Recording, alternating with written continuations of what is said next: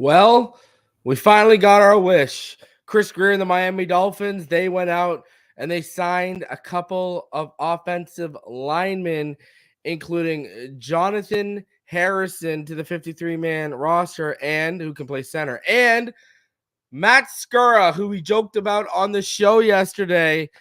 It's a reality now as he's been brought back to the Dolphins on the practice squad. Plus, we are going to hop in to the film of Tua Tagovailoa and his performance from this past Monday night against the Titans. Was he that bad, or did the play calling and the offensive line and essentially personnel around him let him down? We'll dive into it, and it's all 22-0 here on Phinside The NFL.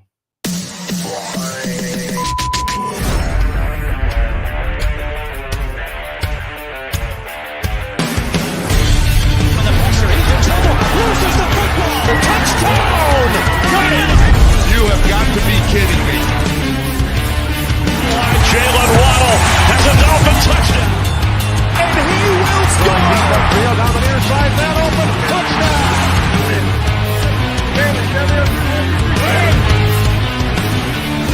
The run from Tua Tagovailoa. Touchdown! He's going deep. He's got it for a touchdown again! Touchdown!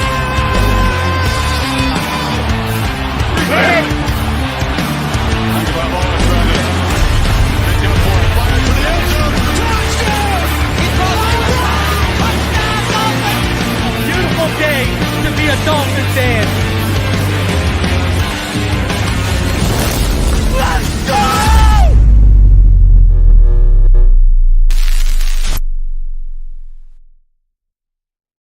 What is good, Fin Nation? What's good?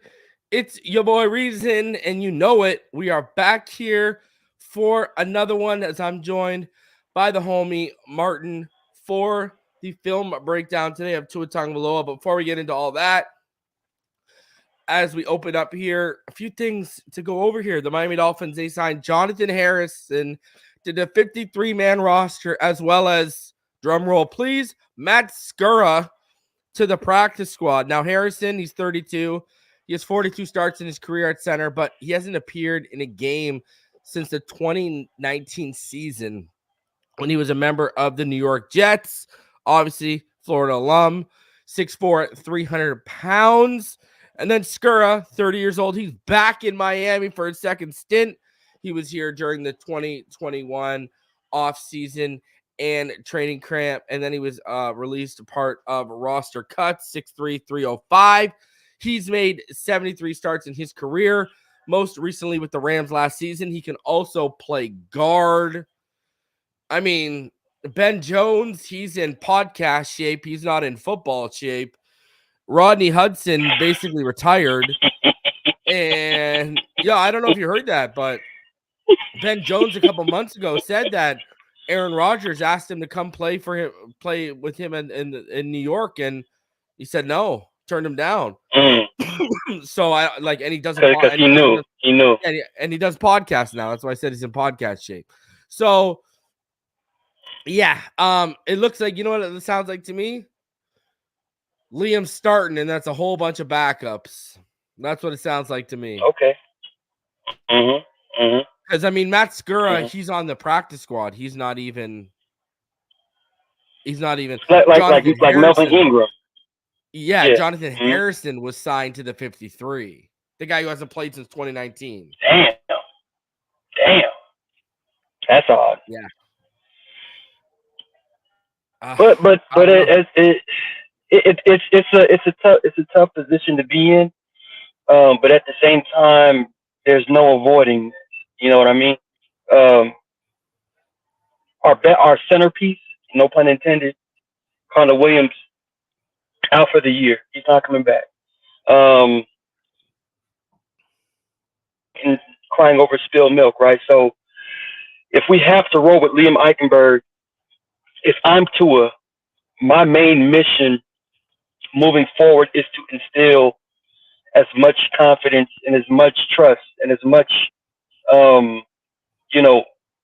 it's just giving Liam Eichenberg the reassurance that, listen, I know it is what it is, but we believe in you. You're at the backup center for a reason, and the hope is that Liam will you know it'll turn on for Liam no different than how it turned on for him at guard.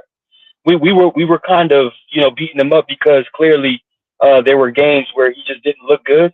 But as far as these most recent games, Washington, even his snippet against the Titans, I think Liam's been very, he's been relatively solid, man. And the only thing left, in my opinion, is just us reassuring the confidence that he needs to maintain that even kill.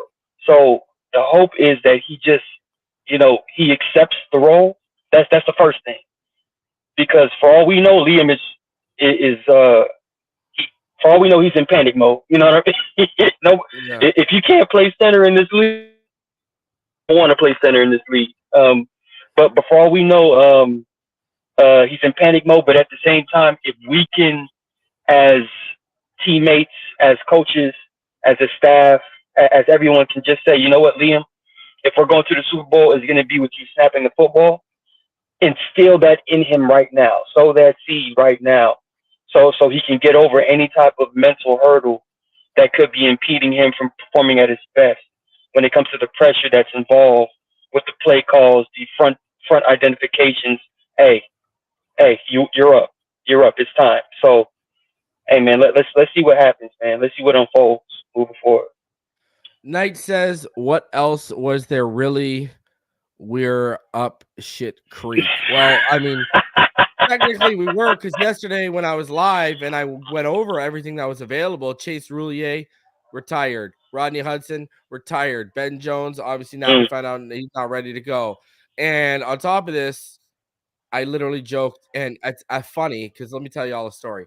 Yesterday I joked about Matt Skura being the best option, literally on the show.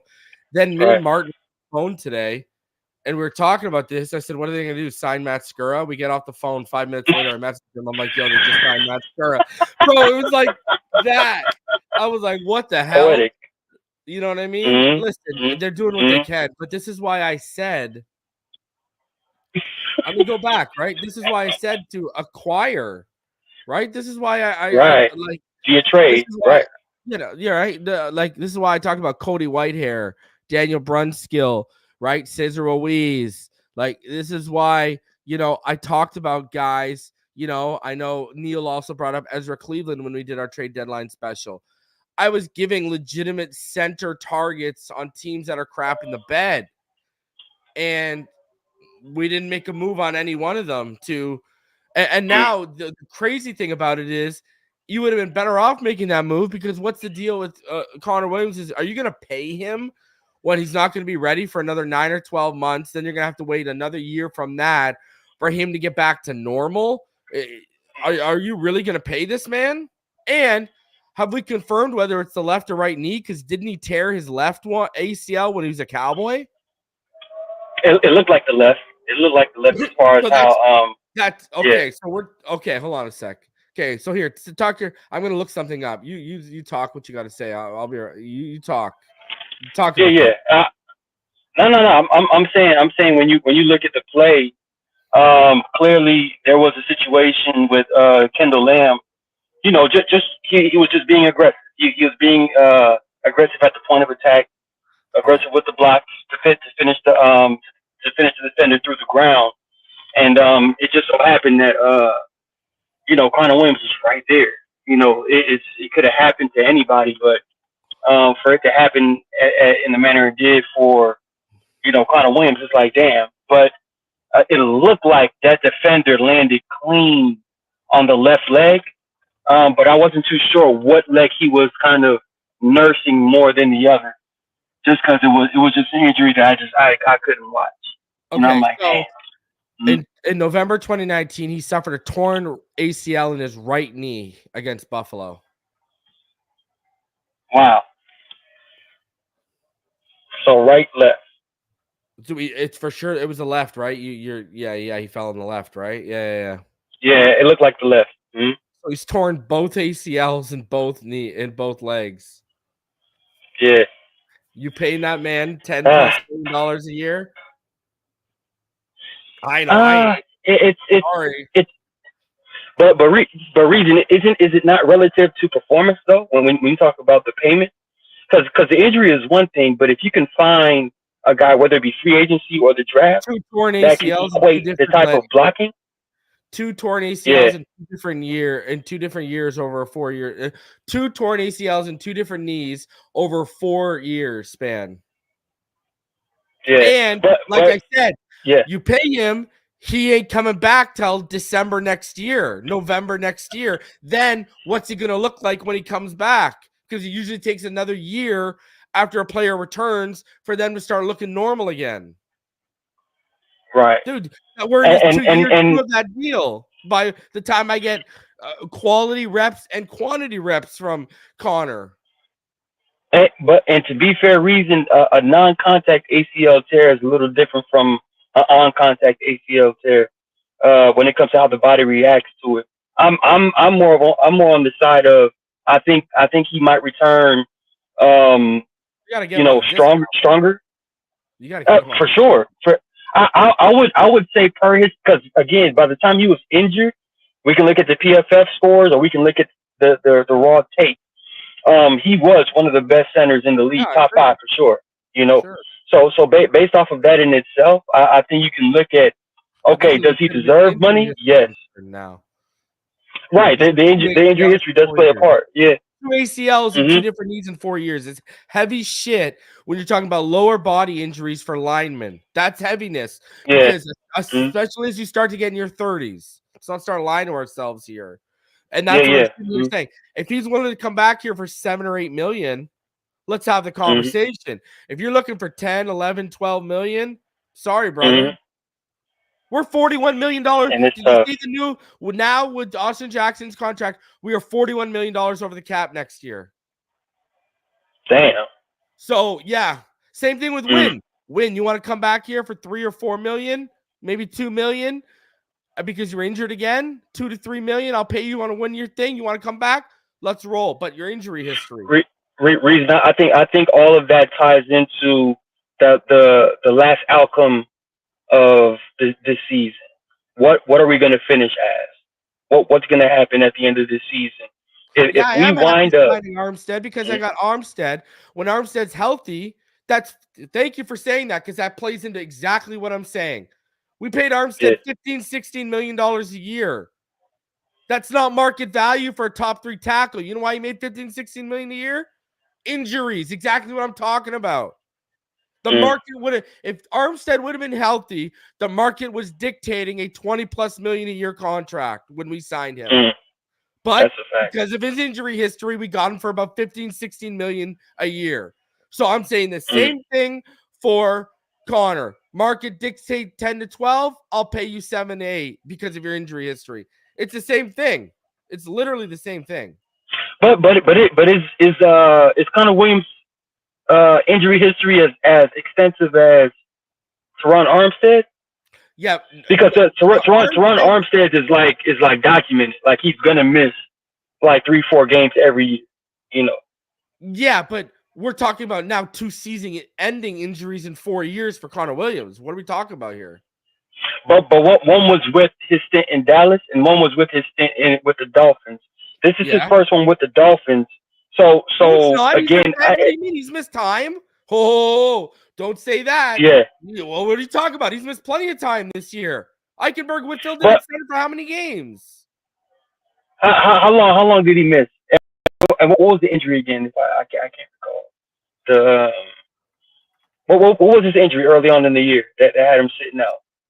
I don't remember. Because that could play. You're right. That could play a role. Eichenberg played against the Bills.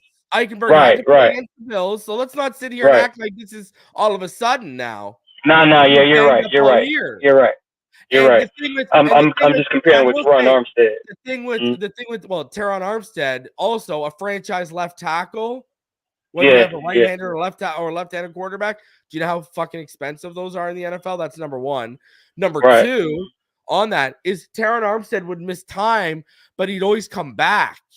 Like, you'd miss your 34 games a season, But that's why I'm harping on Armstead now, because now Armstead's having 3 or 4 injuries a year, and he's missing a majority of the time. Now it's not one injury of Armstead each year, and you missed your 3 or 4 games. Now it's, buddy, remember when he was on the injury report last year and he had like 4 different injuries? It was like ankle, knee, toe, and something else. Right? Yeah. See, there you go. LPAD. Connor Williams missed 4 games and left 2 games due to injury this year. Groin was the injury. So now we've gone from a groin to an ACL. And he's right. It was a groin. Now that I remember. Our whole offensive line has been decimated. I didn't put you on left tackle to right guard. I didn't put you on timeout, Dean. I don't know who put you on timeout, but you should have been put on timeout. But yeah. So anyways, like we're having the same conversation. It's the exact same conversation. Right. Your market dictates 10 to 12. I will pay you 7 to 8. Armstead's market dictated 20 to 22. We paid him 15 to 16. Right. Same conversation. Yeah, man. Hopefully, but that's why I said I think the outcome of this season is going to determine if guys want to come back for that price. And I hope we put a case together as far as the resume at the end of this year to say it's in your best interest to come back and let's do this again. You know what I mean? Let's run this back. You know, so fingers crossed, man. I want Eichenberg. You know, and this is nothing that he wished upon himself. You understand? No. And we saw early on the high snaps, and like he was clearly shaken when it was like, all right, Eichenberg, you're up. But throughout the course of the game, and we'll see it on film, he settled down and he understood, like, okay, I'm in the game. We have to execute. Let me do what I need to do. On that final drive, Austin Jackson was much on that final drive. Listen, I'm going to tell you this before you get that sack. No, not the sack. The incompletion underneath to Achane. I saw. Yeah. On that one, bro, he was dominated. Mm-hmm. No. Tua was eyeing that Berrios deep dig all day, and it was there. We would have been past the 50-yard line when moving the sticks. Like, if Austin did not whiff, we would have been in field goal range by the end of that drive, bro. If you add in that throw and then the Durham Smythe throw and then even the 1 yard for Achane on the screen, we would have been in field goal range for Sanders, and it would have been on Sanders' leg. But freaking Austin Jackson, bro. And then on the final sack, Tua, you need to pick a guy and let it fly, bro. Marino told you how many this. It was Berrios. Berrios was the guy. But Berrios, first. Like, hands up. Got to see that, bro. Mm-hmm. And I noticed something for this film, and I don't know what happened with Austin Jackson, but his technique this game was really awkward. You know what I mean? Like he looked so uncomfortable. You know, like pass setting. Super slow too. It's like night and day as far as his technique from this game to the previous games that we've seen. He looked a little nervous. Jackson, he looked like Austin Jackson. That's what I'm saying, bro. Yeah. Listen, people want to talk about Tua folds in the bright lights. Look at Eichenberg every time he's been put in the bright lights too. Like in key situations, he's folded. Shell shot. Our offensive line always gives up sacks at the most inopportune times in key moments. Trust me, it's like the whole unit. It's a snowball effect for sure. Yeah. All right, let's hop into this though. Yeah. All right. That. Bring it up. Let's hop into the film.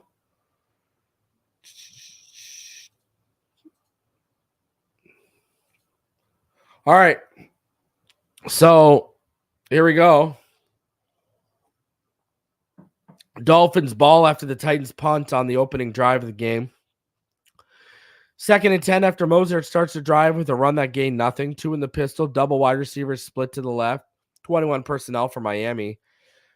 Cover 2 for the Titans initially, but they'll drop to 3 high safety shell look that we'll see a bunch of this game. It's the same look that New England ran against us, and we've seen other teams run it against us too. Ironically, we haven't been as effective against it as we were against New England. I don't know why. Explain that one to me, but all right. because you got to run the ball and take what they give you underneath. That's what you got to do. So, anyways, Tua, if you watch this play, Tua, brother, absolute dime into the middle of the triangle coverage on Waddle's dig route. This is a big boy throw, right? Boom, right there. Takes a licking. Wow. Not Ken opened a little bit, but Jay did. Yeah, but I mean, it's a And dime. was that a money hooker that hit him? Let me see the number. Yeah, 37. Yeah. Amani Hooker's pretty good, bro. I'm not gonna lie. He laid the licking on that one, bro. Yeah, man, he unloaded on Jalen Waddle. But usually Tua saves his man, but he couldn't throw it back shoulder because of the cover. Like Tua didn't have a choice. Like it was like, all right, brother, you're taking one for the team. I've saved you enough times. This time you got to take it. that was a spot. That's exactly correct.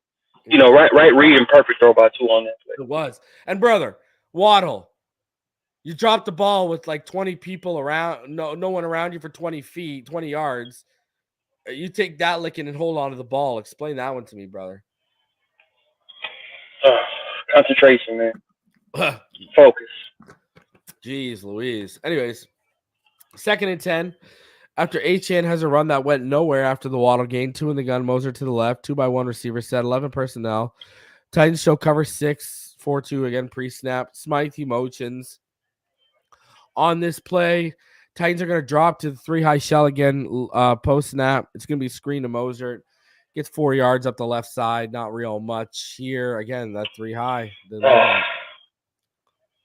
I was disappointed in River Craycraft on this play because this is clearly a design, and the guy that you have was right in front of him. He ran right past him. Yeah. I think if River Craycraft catches that initial first block right in front of him, the guy that backpedaled. Right by the 50? Right by the 50? Right by the 50. You catch him right there, boom. Yeah. Now you have a window for Raheem Mostert to just go ahead and make a move, open field, make a play for the team. I mean, that's a missed opportunity right there if you ask me. River. About to send you up the river with what we're seeing lately from you. That's for sure. Yeah. All right. 3rd and 6. The guy. No, you're right. You're 110% right. And what's crazy is we were all waiting for him to come back because of how good his blocking was, how good he knows the scheme, really how responsible he is in the scheme, and then he whiffs like that. Won't be the first or the last whiff we see tonight, by the way, everyone, just so you know. Go ahead. No, I was just saying, like how you were explaining, his blocking prowess is the reason why he's on the field. Yeah. And again, the Tennessee Titans played such an exotic defense early on, as far as that 3 high shell, that I guarantee you what he does pre-snap is he already knows the specific player that he needs to block per the play design. But based off of how they, rearranged the defense post-snap, he just completely missed on the actual player that he was supposed to block on that play, so it's tough. It's tough. But he has to make that read, man. Yes, sir. All right. So 3rd and 6 now, 2 in the gun, Moser to his right. 2 receivers stacked to the left, 2 receivers split wide to the right, 11 personnel for Miami. Titans in a 3 high shell, like a prevent look almost, but they'll drop to a robber look out of it. And Tua has Craycraft off the motion into a drag route. And Tua's going to take the bigger chunk of yards to the deep out for Tyreek. Tua's going to throw it a tad short where only Tyreek could make the play. But, man, if you lead Tyreek up that sideline, that could have been housed for 6, bro. 19 yeah, I still like the throw because it's a difficult, again, early on in this game, they were throwing out such an exotic coverage that Tua had to read and react. That was more of a reaction throw than he knew what the coverage was type of throw. You know what I mean? So I thought that was a good spot for him to put the football. He knew Tyreek was going to make the catch. Yeah. But great blitz pickup by the offensive line right here. Right there. Caught it. Why? Got it. Because Connor's in the game and you have the communication. That's the one thing I think. Well, no, I'm being serious. There you go. You're right. Eichenberg, you notice with Eichenberg, the communication issue starts, and that's when we start having issues with stunts and loopers and all that kind of jazz, right? So, I mean, it's not coincidental, right? First and 10, 2 in the gun, empty backfield, 2x3 receiver set, cover 4 for the Titans. 2 is going to take Smythe on a quick hitch for an easy 9 yards, good quick find, and read. The problem on this is where Connor Williams goes down on this play, and the interior of the offensive line would not look the same the rest of the way this game. Wow. What are the odds, man? Because he has the Cowboys in 2 weeks, right? And this is just a tough injury right here. Oh, you know, right I mean, come on, bro. His back leg, man. Yeah. And I cannot knock Kendall Lamb for being very physical right there at the point of attack and just finishing the block. He had to because he got put on skates right after. He did. Look at it. He got bull rushed. Yeah. Look at it. If you had a better anchor, Kendall, then maybe that injury doesn't happen. That's true too. But he's still on skates, bro. Look at his hands; they're off. He couldn't even get the hands in the pads. He just put on skates. He got mushed back into the pocket, and that was a reactionary, frustration. Like, I'm gonna get physical too type of block, and it backfired, man. We lost Connor for the year, man. Tough. Thanks, Kendall. See, and there you go. If we had Teron Armstead out there, that doesn't happen. Just saying. Damn, bro. The domino effect, the butterfly effect. Yeah, 100. Everyone, when you send Teron Armstead your Christmas card, let them know. Second and goal after Mostert rushed for 15 yards and 7 yards back to back after Williams went down. But then can you even really blame Armstead? Because at this point, we don't know if McDaniel's holding guys out that are ready to go because that's been the word on the street. Anyways, just to be extra safe and cautious. 2 in the gun, Mostert in the single back, 2x1 receiver look, split back, stack. With a split stack to the left, 21 personnel, cover 0 red zone for the Titans. Bad snap from Ike, who doesn't get it deep enough with his snap. He doesn't get up his ass far enough, as funny as that sounds. Tua still picks it up, and Robert Jones blows his assignment, allowing Jaleel Johnson to get in for the sack and force a second fumble that the Titans recover, leaving 3 to 7 points on the board for Miami. Correct, and there's a myriad of things that I just want to point out. What's if you go to the field view, I'm big on what's the broadcast? Yes, I'm big on the quarterback's posture under center, and from the looks of it, I'm not saying it is what it is, but I'm saying from the looks of it, Tua looks so uncomfortable under Liam Eichenberg. Oh yeah, for sure. Look at this. Watch this. Right, motion, pick up the football. As soon as he picks up the football, the pressure's there. Like, he doesn't even have a chance to step back. Because look at, he could have hit Achan, right? And that's what he wanted to do, but all day, like, what are you gonna do?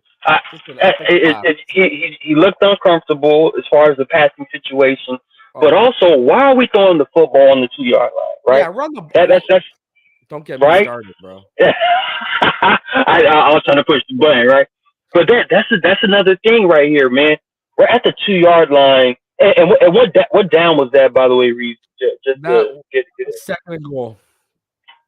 Second and goal? Yes, sir. Mikey. Hold on. You want it better for you? Second and goal after Mostert had just rushed for 15 yards and 7 yards back to back after Williams went down. Jesus. It got you to the freaking 2-yard line. Let's get pretty. Aren't I pretty? Aren't I? Why? Yeah, man. That's the story of the game, really, bro. That's the story of the game. Play calling. I'm just saying. I am just saying. Thanks, Mike. Situational football, man. All around. 7-0 Miami after a pick 6 from Sealer, then another short drive ending in the punt by the Titans. First and 10 after Mostert gains 3 on a run, followed by a 15-yard run by Achan. So it ain't like we're not moving the football. 2 in the gun. Mostert to his right. 3 wide receivers to the left with 2 of them stacked in the slot. 1 wide receiver to the right. 21 personnel for Miami. Titans show cover 6-4-2 off Julian Hill's motion, but they're going to bail to that 3 high shell again. Tua's going to hit Waddle on that quick hitch, who gets upfield quickly for a 13-yard gain in the blink of an eye. Love it. Is there. Love it. Right read, right throw. Right read, right throw. Don't do it to him, Pyro. Pyro says McDaniel's become Chan Gailey. Bubble screen! Oh! Bubble screen! Bubble screen! You know what? I got a sickness, and the only cure for that sickness, bubble screen. Jesus. Oh my God. But what a decisive play right here, man. We know what time it is. We screwed up at the 2-yard line. Let's move the football. Yeah. 1st and 10, 2 in the gun, H-Chain to his right, 1 wide receiver to the left, 2 stacked to the right, 21 personnel, Titans in cover 3 off the motion. Screen to Tyreek Hill, and this is a poor job blocking to give Tyreek any kind of Austin Jackson works inside instead of kicking out to take Autry. Cotton and Liam are also super slow to get out in front of or get hands on bodies, 6-yard loss.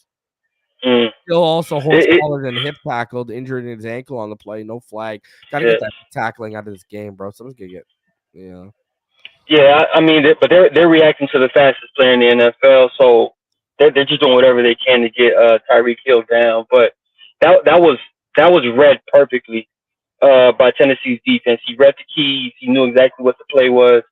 Regardless, Alec Ingold has to make that block. Terrible. Yeah. You know what I mean? Like he got completely olayed, and that's uncharacteristic from Alec Ingold, who's notorious for just blowing up guys like that. And then your O-line slow getting out there. Look at how slow the O-line is out there. It was just poor. Yeah, that play was done from the beginning, and it was a huge loss.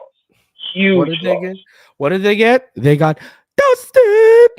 That's what they got. They got dusted on that play. All right, that just was poor execution, and it was bad. 3 Titans, 4 actually, if you want to count Gibbons, around Tyreek, and not one single blocker. That's pathetic. You should be embarrassed.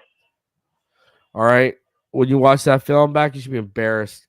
2nd and 16 now. After that, 2 in the gun, H-Chan to the left, 1 wide receiver to the left, 2 split to the right. 11 personnel, cover 4 for the Titans, but they'll shift to cover 3 with Cedric Wilson Jr.'s motion. Roger McCreary is going to bite up on the screen. At the top of your screen, he's going to bite up on the screen to Cedric.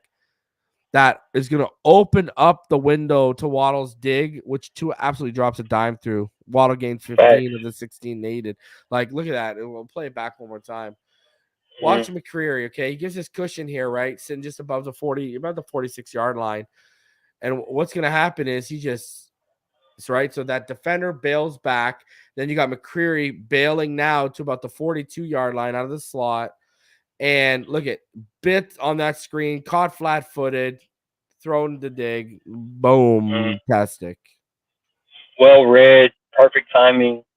And this is what Tua does best. He's a rhythm timing, precision type of passer. He read it perfectly, got the ball out right there. And I love Waddle, but we've seen Waddle put on the boosters. Remember last year against the Patriots on that 4th down play in Hard Rock, he split 2 defenders because he just put on the Sonic the Hedgehog, cleat. So we need that Waddle to start coming out sooner than later, because we're getting to those games where Tyreek, he's going to be bracketed. Waddle, let's go. You know what I mean? So. All right, 3rd and 7 at the Titans 42 after 4 straight rush attempts by Miami. A 3-yard run by Mostert, followed by a 15-yard run by Mostert, which was nullified by an Eichenberg hold. Then back-to-back H-Chan runs, 1 for 7 yards and 1 for 2 yards, 2 in the gun. H-Chan is to his right. Trips bunch to the left. 1 receiver split to the right. 11 personnel. Cover 6-4-2 for the Titans. But they'll drop to a cloud 3-1 post-snap look. Robert Jones is going to get snatched and grabbed by Arden Key, who flushes Tua out. And he throws back across his body, expecting Waddle to break in when he breaks out on what looks like a pivot route. And it leads to a near interception by Amani Hooker. This is the first of a few miscommunications between Tua and Waddle on the night, which we haven't seen before. And you mix that in with Tua seeming to trust Cedric a little more with those big, tight window throws. I don't know, man. Dolphins have to punt. I don't know if taking away that whole 1A, 1B between Tyreek and Waddle has affected Tua and Waddle's communication and chemistry, but it looks like in this game. Communication and chemistry. But even outside of the Tua and Waddle miss, it was kind of a muddy coverage, but Berrios was a read on this play. Berrios was a read. The middle of the field opened up pretty much as soon as the ball was snapped. Tua pretty much had his eyes locked on Jalen Waddle, and if you read it correctly, the middle of the field opened up, which meant that Braxton Berrios was the throw on that play. But it was just a miss. This was a miss by Tua. You could tell, as far as when you see in the God view, there was a hesitance on Tua instead of being like, in the rhythm. Saw it a few times this game too. Yeah, he's like trusting his instincts, bro. Right, exactly. Yeah. As soon as that back foot hits the ground, you've already seen the defense. You know exactly where to go with that football. He needs to make that throw. And real quick reason, if you can go back to that God view one more time. Rob Jones, he kind of struggled. You know what I mean? Kind of. It feels like he's out of position because he's a natural left guard, and like even him giving up that kind of almost doorway to the backfield, it's like that's not him. I don't know what's going on, but if they need to put him back at left guard and put exactly put Lester back at right guard and figure that out. Or you need to get one of these centers to work out and throw Liam back at right guard. Yep. 7-7 now after Derrick Henry's touchdown. 2nd and 7 after a 14-yard Mostert run to start the drive is followed by an 11-yard rush by Achane and a 3-yard Mostert run. 2 is in the pistol. 2 receivers stacked to the left and 1 to the right. 11 personnel for Miami. Titans show cover 3, but they'll shift to Tampa 2. It's a screen to Berrios off the orbit motion on this. Smythe takes the inside man, and Berrios tries to draw the other defender into the traffic, but then he can't shake the defender, so he's taken down for only 6 yards. See how he tried to draw him into that traffic, and then defender didn't fall for it. And Tua takes a shot from Harold Landry too at the end there. But Tua's tough, man. He's been getting back up from those type of shots all year. But outside of that, I'm looking at this, man. We got to give Braxton more screens, man. This guy loves getting the ball in his hand quickly and just making them like he's punt returning right there. That's all punt return right there. Yeah, all instinct. If we get Braxton the ball, because clearly when it comes to progressive routes and route concepts, Tua's kind of missing him. Whatever the scenario is. But if we have a design play where it's quick screens to Braxton Berrios, I think he's going to make the most of those opportunities, man. We got to get in the football, bro. We do. 3rd one, 2 in the split back shotgun look, 1-by-1 receiver set, 21 personnel for Miami. Titans in a cloud 3-1 look. Cedric Wilson's going to motion to the left. 2 is going to fake the handoff and roll to his left. He's then going to get the edge up the left side. He's going to gain 8 yards on the scramble here, and he's going to move the sticks. A little pep into his step on this one.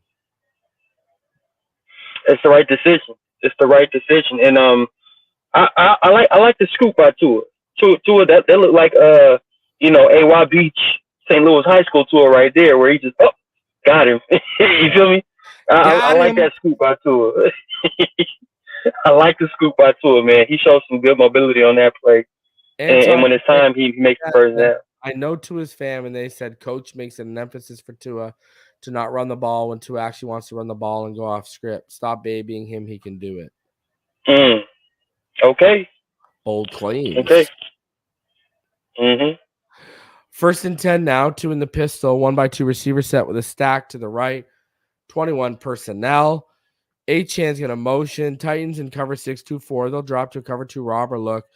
And on this one, Julian Hill, he's going to be getting across the backside. Tua doesn't step up quick enough at the top of his drop, and he's quickly sacked a 5-yard loss. Got to be quicker getting across the backside, Julian. I think Julian, obviously like how you're saying, be a little quicker on that. But I think he did a sufficient enough job to allow a pocket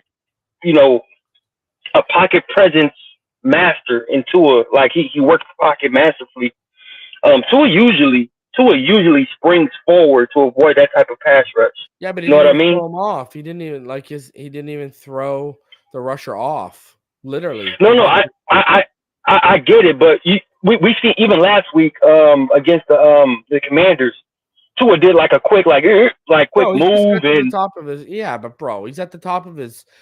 He just got to the top of the drop, and look how close the guy is. Well, I agree, but what I'm saying is Tua has shown that he usually springs forward to avoid that type of pass rush. And if you see from the God view, it looked like his feet got stuck. You know what I mean? From like just leaping forward into the pocket right there. You see what I mean? It was kind of like compared to what we see in the past, where as soon as he gets right, it's like he's popping forward, and that pass rusher flies right by him, and then he makes the play. You know what I mean? Like I thought that was like I'm saying from what I've seen from Tua, he normally just look. Yeah, but guys usually aren't like that within arm's length at the top of the drop. Sure, but I'm just saying he still pops forward. I know exactly what you're talking about. When he tucks the ball, pops forward, resets, and I know what you're talking about. Exactly. But this is pretty like. I mean, it's too close to call. Are we gonna get to 1 Mississippi? Like we don't even get to 2 and 2 Mississippi. You know what I mean? Like, I get it. Yeah, as far as timing is concerned, but there's still rules within rules where if you have a situation where you have to abandon like a play action pass because they're coming with a blitz or something. Well, you do it. Look at him here. All right, takes a snap. His first thing is protect the football. That's why he moves the football the way he does. Correct. Mm-hmm. I don't know. I think that's. I mean, I know exactly what you're talking about, but there's not a lot of room to operate there. Even do that. Okay. Yeah. I'm just saying. I don't know. That was a bad job by Julian Hill. You didn't even, brother. If you would have just deviated him a bit, then I think Tua could have done that. You could have gave him a little bit of space. As far as a full frontal engagement, yeah. Oh, bro, right across the field. I mean, he was within arm's length, half an arm's length. Yeah, yeah.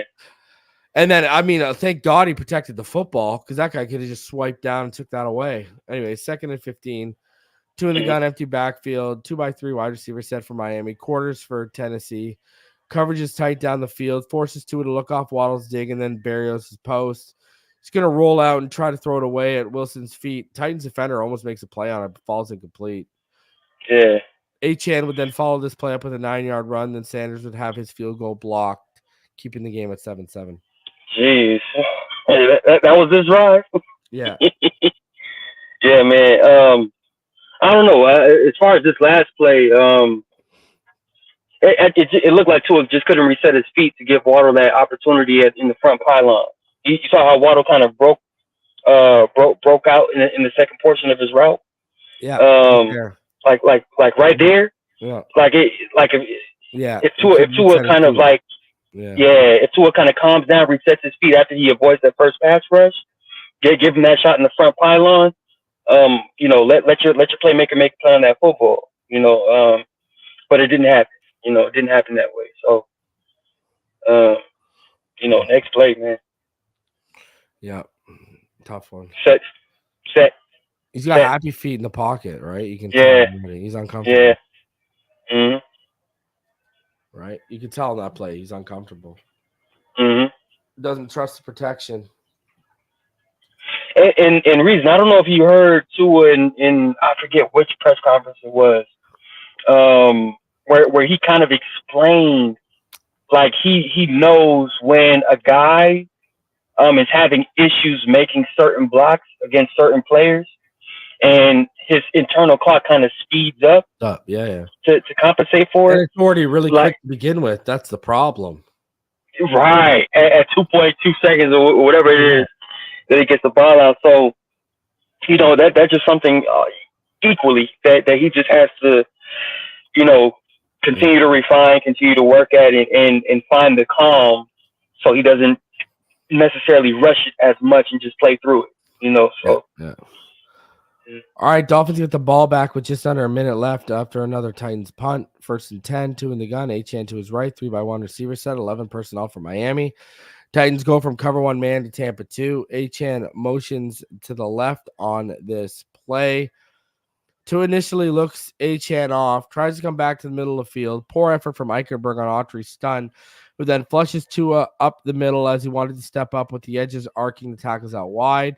Tua's going to take Achane up the left side after he gets out on the move, gets up the left side for 8 yards and stops the clock by going out of bounds. Oh, man. Heck of a move by Tua in the pocket right here, man. Boom. Great move right there. Heck of a find. Got him. You know, just a good play by Tua. But also, man, if you can go back to the guy view for me real quick, Reason. Austin Jackson.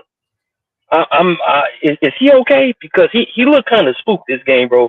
Look like you see the you see kind of like that typewriter playing, you know, like it's like, bro, this is not the same dude. Look at you know. Okay, because guys, you want to keep your shoulders and your feet square. And look at this. Look at this. What kind of anchor are you gonna get with that? Yeah. He was off this game. Mm-hmm. It's terrible. He was off this game, man. It was weird to watch. Like he's been so good all year, and as soon as he gets that bag, the pressure's on, right? Yeah. And hopefully he calms down, though. You know. Yeah, for real. Speaking of Eichenberg, 2nd and 7 after Eichenberg took a 5-yard false start penalty. 2 in the gun, 2 receivers split to the left, 3 wide receivers to the right, stack in the slot, 1 wide receiver tight to that stack on the outside right, cover 4 for the Titans. Achane, he's going to motion out right. Tua's going to look off my slant, then throw Waddle's route like he's supposed to break in while he breaks into like a hitch route. Another miscommunication between the two, and it leads to another incompletion. Right. That's a bad miss by Tua and Waddle. You know, communication is always key as far as what needs to be executed. And at that point in time, that's not a good sign, bro. That's an easy first down. Easy first down. Coverage was perfect. The room was there. He just missed it. Both of them missed it, you know. So yeah, they got to get it together, man. All right, play 16. It's 3rd and 7. 2 in the gun. Empty backfield, 2-by-3 receiver set. Titans are going to go from cover 4 to cover 3 robber. Tua starts his progression to the right side, but the middle of the pocket gets compromised almost immediately, flushes him out to his left. Tries to throw back across his body to the middle of the field where Achane adjusts his route, but it falls incomplete as Achane can only get one hand on it. Now, when you watch the God view, Lamb, he gets put on skates and never squares at Pecco. And neither Smythe or Cotton can handle Arden Key, who also gets loose. Miami's going to punt, and the Titans are going to score a field goal to go up 10-7 before the end of the half by going 69 yards in 28 seconds. Yeah, man. That was like perfect coverage by the Tennessee Titans, bro. Nothing was open. Tua knew it. The pocket kind of crashed on him. Had to make a play outside of the pocket. And it was a tough catch for Achane to make. Yeah, but what are we seeing? What are we seeing again? What's becoming a common theme? Pressure. You know, right up the middle. Well, yeah, but how are they getting that pressure? 4-man rush. They're constantly winning with 4 men. It's the same thing that Buffalo did to us. They're constantly winning with 4 men. So if they're doing that, run the damn ball, Mike. Because the boxes are light. What are you doing? Excellent point. Excellent point, Reese. This is what we're talking, man. Or start running a lot more RPO. Give Tua the option of running based on what he's seeing from the boxes and the safeties. And he's going to feed the running backs right up the middle. I agree with you 100%, Reason. And this is my only thing. As good as Tua has been this year, clearly the leap is in, bro. He's made the leap. But I think we can all agree that Tua is not at a point where he is clearly undisputed in the upper crust, upper echelon of the franchise quarterback. He's not there yet, but he's ascending clearly. My thing is, if you're Mike McDaniel, don't force Tua in the upper echelon. Allow him to earn it. You know what I mean? Allow it to happen organically. Organic, right. Run your offense. Run the football with Mostert, who's clearly has a high hand. Run it with Achane, who's clearly showing that he can pop off 7, 10, 20 yards. Like, keep doing that until Tua has clearly shown well, that you can put the ball in his hand. With the 4-man rush, you're right. Vrabel's saying, I'm sending 4 and I'm beating you constantly. I dare you to run the ball. And then every time we run the ball, what are we doing? Right. That's, bro, you hit the nail on the head, man. Yeah. Nail on the head. So, opening drive of the second half, 3rd and 2 after back-to-back Mostert runs, 1 for 6 yards, the second one for 2 yards. 2 in the gun, empty backfield, 3-by-2 set, cover 1 man for Tennessee. And Tua likes the one-on-one matchup Cedric has on the boundary and drops a dime back shoulder into tight coverage on the streak route that gains outside leverage with Cedric. He makes that great catch on that route, managing to keep his feet in bounds too. Look at that. Ooh, 22 yards. A huge way to start the second half, I thought. That's a big completion. It was a dime. It feels like he trusts Cedric more with these throws than he does Waddle. That's a fact. A fact. That's what's nuts to me. And last year, he would have trusted Waddle more with these throws. And not to speculate, but that makes you wonder how much work Waddle is or is not putting in with Tua. You feel what I'm trying to say? What is Waddle doing? Is he actually putting in the work to where Tua completely trusts him, like a Tyreek Hill? You feel me? Yeah. I don't know what's going on behind the scenes, but it doesn't look like they're on the same page. But still, dime of a throw. My only critique on this, and it's very small, but it's still a quarterback critique. He has to get that ball out a little quicker. Yeah, he doesn't need to wait on that. He kind of waited on that instead of in my drop step, ball. Yeah, Don't even look at it. You already know. Instead of the ball pat, you know what I mean? Just get the exactly, ball out, right? Exactly. You see the coverage. You know what's about to happen. Like, see it, throw it. It's sort of already out, not cocking up. You know what I mean? Like, right. Basically, as soon as you get to the drop, right there, gone. You know what I mean? Like, right. But still, hell of a throw. Nice catch by Cedric. Hey, Cedric got them go gadget hands, bro. Like he be reeling them things in, bro. He got hands, bro. I love it. Mm-hmm. All right.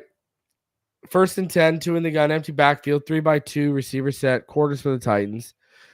And this is just simple. Tua is going to target the quick hitch to Cedric Wilson, who gets a speedy 8 yards.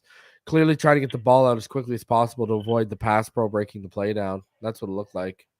Hey, go get your hands, bitch.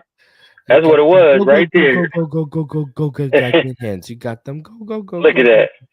Look at Cedric. Hey, man, if Cedric steps up, man, Tua know what to do, man. We ain't got time. We ain't got time to wait, man. If Cedric is stepping up, get that man his opportunities, man. Because that dude is snagging them things. All right, 3rd and 3 after 3 straight runs, a 7-yard Mostert run, a 4-yard Mostert run, and a 3-yard Achane run. 2 in the gun, empty backfield again, 2-by-3 receiver set. Titans will shift from cover 1 to cover 3 on this. 2 is going to target Cedric Wilson's outside shoulder on the go route, and he's massively interfered with. That's going to draw a flag. I want to point something out, though, ladies and gentlemen, whether you're in the chat, whether you're up here with me, Martin. Mm-hmm. The ball gets spotted at the 10, but should the ball not be spotted at about the 5? Look at his hands are up right there. I mean, the ball is like, should that ball not be at the 5?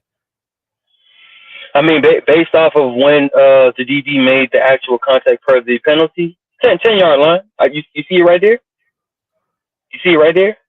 Yeah, you got it right there. Boom, 10-yard line. Yeah. But the flag is out. The flag isn't out yet. The flag comes out here. Back here. See? Look where the flag came out. The flag came out when his arms were up at the 5-yard line. Watch full time. Watch the flag. Watch for the flag. Flag's not out. Flag's not out. Flag's out now. Flag. Right? So it should be at the 5-yard line, bro. It should not be at the 10-yard line. Watch. Again, I'll freeze frame it, okay? 10, right. Watch when the flag comes out. Okay, yeah, Flag's I still see not that. out. Flag's still not see out that. yet. Now the I flag's see that. out. 5-yard line. I see it. Just saying. But- I know it's 5 yards, but I'm just saying. I know. It's still closer. It's still inching closer. Yeah. But you know, we got the flag, but I think that was still a bad read by Tua. You know what I mean? I think he just wanted to take a shot instead of just reading the defense. If he keeps it simple, he has Waddle, right? At the top of the screen. Boom, right there. Like if you just I know you want to score. I know you want to get on the board. I know you want to start the avalanche of points. But no different than Mike McDaniel calling the offense correctly. You know what I mean? Let it be organic. Don't rush anything. Read the defense. Make the right read. Make the right throw. And eventually the game will start coming to you. But don't force that, man. Play quarterback. Play it at a high level. You know, Someone teach these referees, these zebras, how to spot a football, please. 5-yard line. Damn it. Yeah, damn right.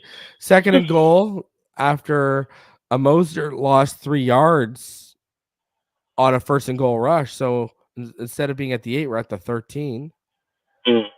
Just saying. 2 in the gun. Achane to his right. Trips bunch to the left. 1 receiver out to the right. 10 personnel for Miami. Cover 4 red zone look for Tennessee. Achane, he's going to shoot out like he's going. We've seen this plenty of times. Shoot out like he's going on a swing route or a wheel. Then he's going to come across on an angle route with blockers out ahead. Man, I wish he would have finished that off, brother. Just get 11 yards just down to the 2. Look at if we would have ran that as the first play all day. I mean, yeah, he got as much as he can, man, as far as how the blocks opened up. But, you know, excellent play design, you know, by Mike McDaniel. And Achane's contact balance is insane, bro. I'm sorry, man. I've never seen even on a that dude 1 yard just green pass late in the game. It was crazy how he was like staying. Yeah, he's special, bro. He is, man. 3rd and goal now from the Titans 2. 2 in the gun. Moser to his left. Trips bunch to the left. 1 receiver split to the right. Instead of running it, we're throwing it again. 11 personnel. Cover 0 for Tennessee. Barrios motions. And here we go. Tua throws the fade to Cedric Wilson as the pressure from Landry clean off the right edge. Speeds up his process, right? Like, Dolphins settle for a field goal. Like, man, it's like, oh my God, we lost 3 yards on the first run. Abort. I Like, know. Come on, man. I know.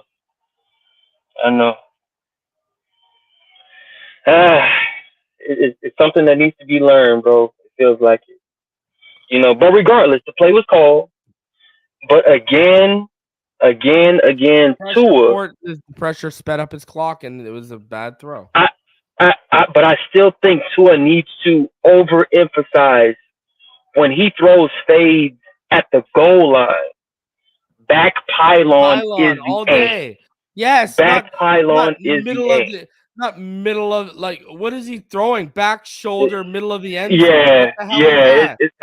If you have Julio Jones or like prime Julio Jones, Calvin Johnson, Andre Johnson. If you have that type of wide receiver, sure, make that throw, but you don't. Put that ball in the right spot and allow your receiver to run underneath that, whether it be over his shoulder or he finds a way to position himself to make the high pointed catch. But Tua has to put that ball in that position to allow his guys to make that play. Yeah. Dolphins ball after another Titans punt followed Miami's tying field goal drive. 2 in the strong left pistol after Waddle's motion to the backfield. 1 wide receiver split to the left. 21 personnel for Miami. Cover 6, 2-4 for the Titans. Into that 3 high shell. They'll go out of it. Tua takes Waddle out of the backfield on the swing route as Tyreek's route is taken away. Waddle gains 6. Not a fan of this play call. I didn't think there's very many options. Me either. Two-man route concepts are so dangerous to me because, again, Tua is a rhythm timing quarterback, and when he only has 2 options, that's where the happy feet start playing its song, right? And we can't have that, man. Let give him options, give him opportunities. He'll find his guy, but still he got the ball out, so it's still a pass. Yeah, I agree. I concur.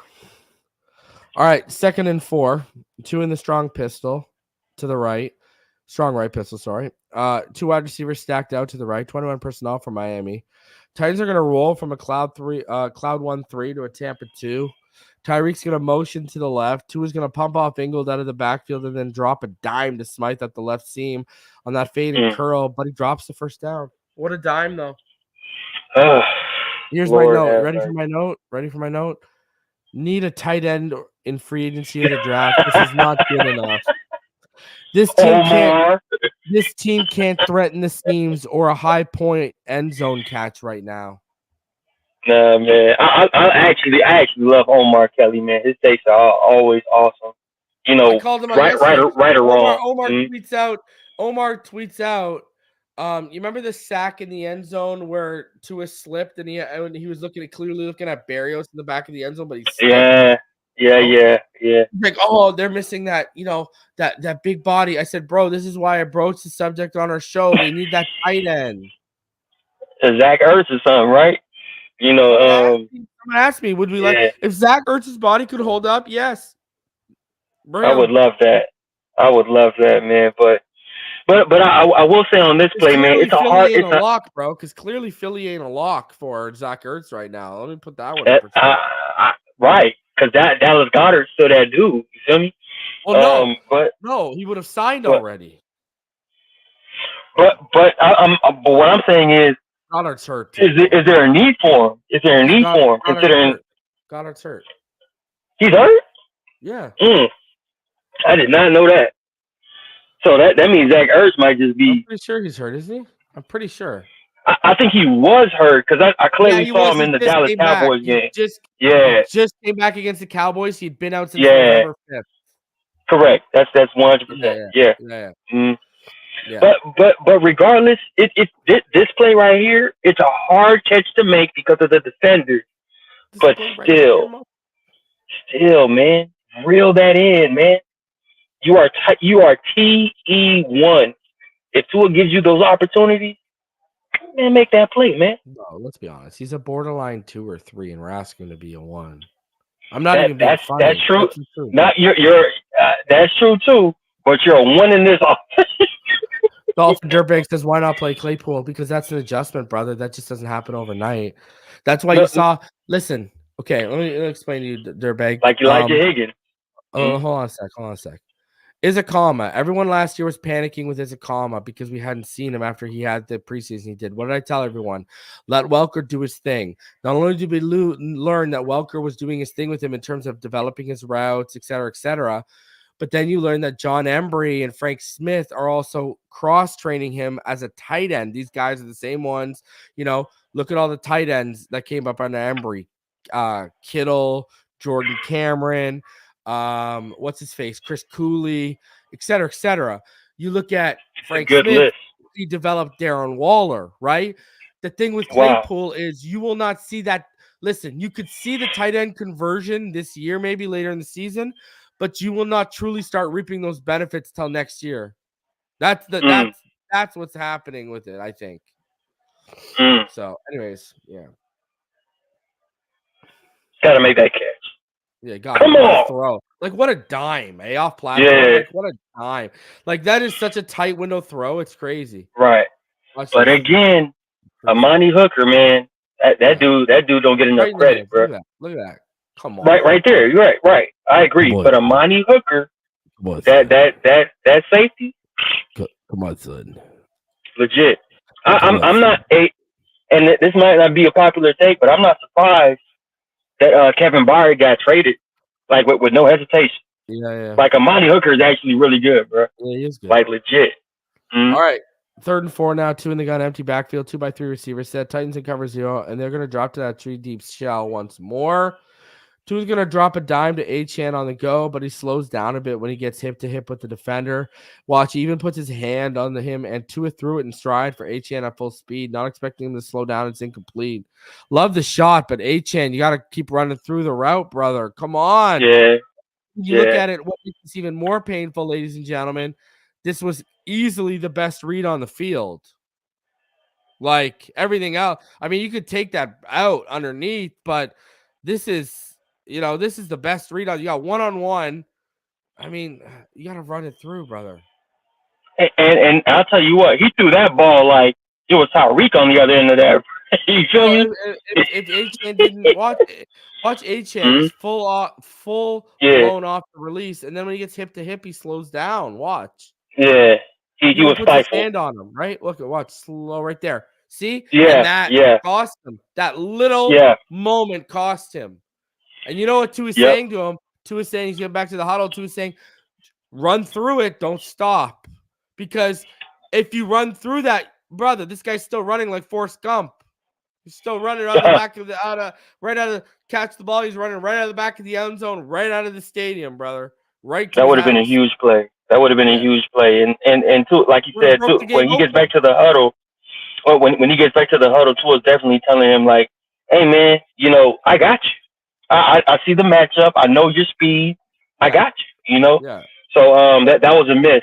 But real quick, reason if you can get back to that guy view, not to beat up on him, but Eichenberg looked a little lost here, man. He did.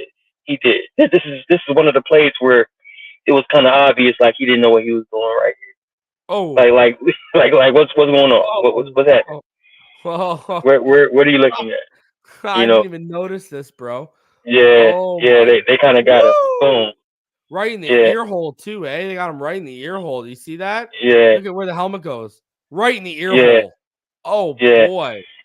And Rob Jones was kind of, giving off the block to see if Eichenberg was going to catch it, and Eichenberg didn't really notice what was going on. So no.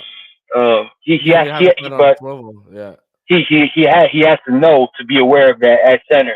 It's not just about left. It's not just about right. It's about left and right, and then making a decision. So this guy's. Oh man, I'll tell you right now. Ready? This is Liam Eichenberg's. This is real. Liam Eichenberg's brain in real time. All right, I gotta snap the ball. All right, good snap. Looking here. Oh, jingle bells, jingle all the way. Like that's what he's hearing, bro. He's hearing bells. All right, I gotta get the snap. All right, good snap. All right, that's out. Okay, here we go. What do I got? Oh, jingle bells, jingle all the way. That's what he's hearing right now after that ring in the ear. That was an ear hole shot. It's bad, but I'll tell you what, I have confidence that Eichenberg will turn it around like he did at guard. He's still, Connor Williams is injured. He's out for the year, but that doesn't mean he can't talk to him. He's going to be in the meeting rooms. He's going to be in the film room. He's going to be on the sideline. Butch Berry's going to instill more confidence in him. Tua's going to instill more confidence in him. Eichenberg just has to step up. On the chat. Let's stop with the excuses that he's a running back and not a receiver. I've watched more Achane than any of y'all in the chat. Achane's been a great receiver since he was at Texas A&M. All right, stop making excuses because he's a rookie. All right, you should know right there not to stop. You got to run through that. Achane's a gamer. He's a gamer. Yeah, man. He's a returner. He's a receiver. He's a running back. He's a gamer. Yeah, man. Stop with the excuses. Those are excuses. All right. 13-10 after the Titans get a field goal. 200 center I formation. Smite's going to motion to the right, 1-by-1 receiver set, 21 personnel. Titans will roll from cover 0 to cover 3 look. Smite motions again. Tua's going to throw an absolute dart of a dime to Tyreek on the deep out along the right sideline for 23 yards to midfield. You know what this play proved to me, Waddle? Martin? The separation and timing just cannot be replicated that Tyreek gives Tua. Like it just like look at how quickly and how quickly Tyreek's deep and how quickly that ball's out. Boom. Like you just come on, man. And I'll tell you a reason, not to get too far off into a tangent, but you can tell Tua. Hold on a sec. Yeah. When you get past the line of scrimmage, running a go is the same as running a wheel.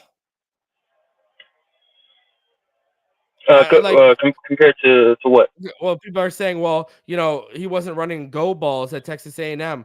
once you get past the line of scrimmage, running a wheel is the same as a go. Yeah. It's just a loop. Yeah, It's it's a all loop. you. Well, yeah, you have to swing out of Mhm. the backfield, right? You got a Exactly. swing out route that turns into a streak. Basically, that's what you have, Yeah. right? So it's the hmm same thing, man. Like, stop making these excuses. And I'm gonna tell you this right now, Jason. I love you, brother, but you ain't watched A-Chan as much as I did, bro. All right, I was talking about Nah. him. I was talking about him a freaking a year and a half before any of y'all knew who he was. Yeah. Everyone all high on Y'all, DJ Spiller, and I was over here saying, "Nah, A-Chan's that dude. A-Chan's that dude." that's and I'll give it to you. Reason you did mention Achan as one of your favorite running backs in college football that can work extremely well in Mike McDaniel's offense, and you've been saying that from the get go. So I salute you on that, brother. So there's no denying that. But that definitely on this play, like how you just mentioned, you can see the night and day difference of the speed, the separation, the timing. Um, my thing is, you can tell Tyreek and Tua have put the work in together. And has the same thing happened with Jalen Waddle? I'm not too sure because it doesn't look the same, and that's not by coincidence. You know what I mean? I'm concerned about that if that's the case where Tyreek Hill has put in all the work and Jalen Waddle has gotten to like 75%. Compared to what where he could have been if he put the work in. If that's the case, then hey, Cedric, this year, step up, brother.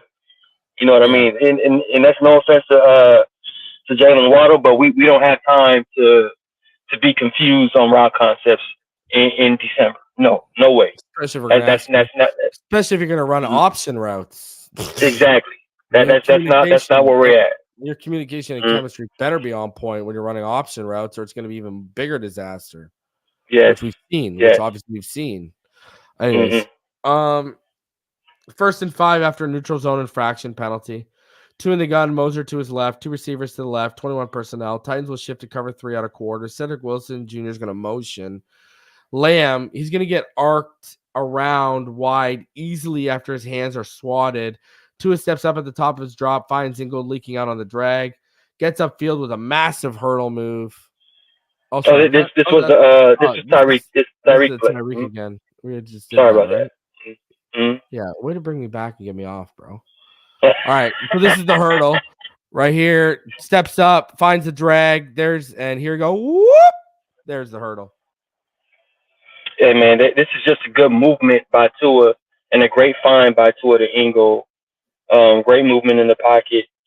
Everything was covered downfield. Didn't panic. Knew Ingold was going to be there. He just popped it up to him. Great movement by Tua in the pocket. Yeah. Ingold makes his one big play of the year. Walter Payton Man of the Year nominee. I'm going to tell you this.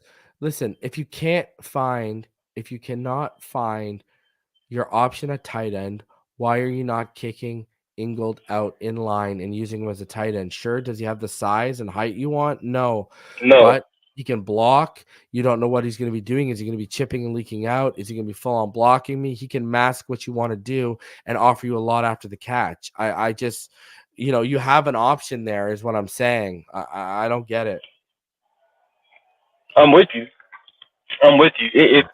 If we're running low on options, yeah.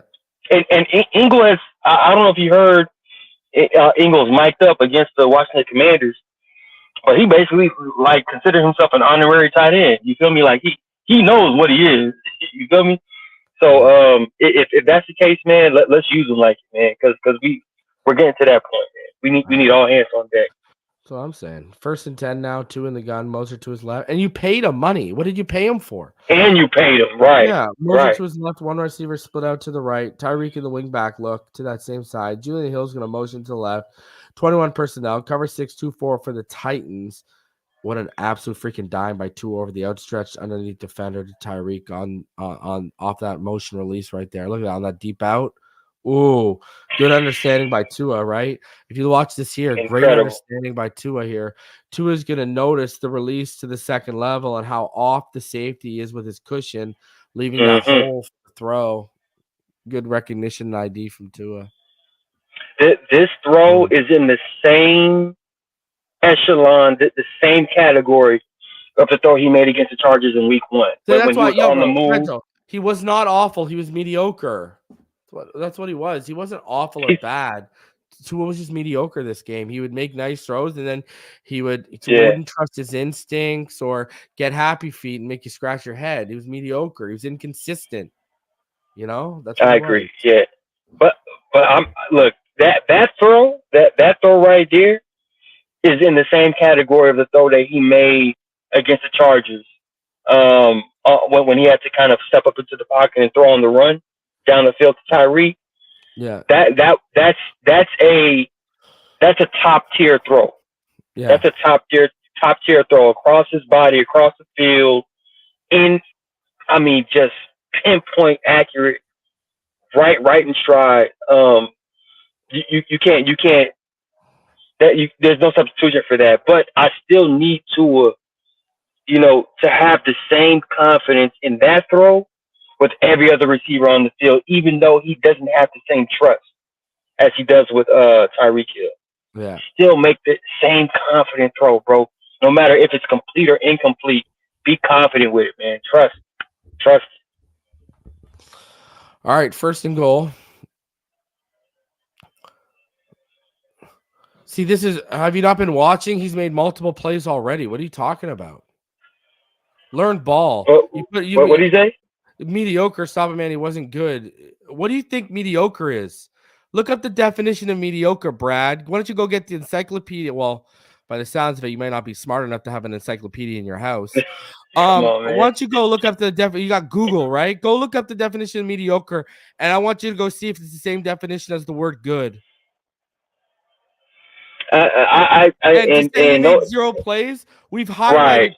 That was like the 4th or 5th time we've highlighted this game. What are you talking about? You put a football emoji in your little chat. Why don't you learn ball before you start using football emojis?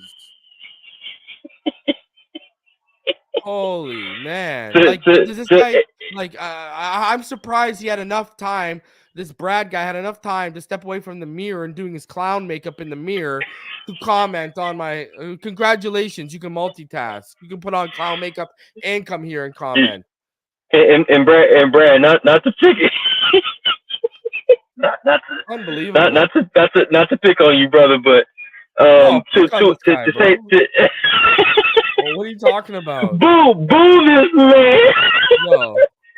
But honestly, man, to say that Tua made 0 plays in this game is that's your emotions talking right now, because clearly you can go back to all the plays we just charted. Tua has made plays. He has made plays. The only issue is that in the most crucial moments, in the crucial times, the plays weren't made, which equates in your mind to 0 plays being made. And that's not the case, man. Tua had moments in this game where he was super solid. But as far as the compilation, thank you for proving my point, you clown. Here's your definition of only moderate quality, not very good. Did I say he was good or mediocre? You just proved my point. Mediocre, stop it, man. He wasn't good. When I call you mediocre, the definition literally says not very good. So now you can look up a definition, but you can't comprehend it.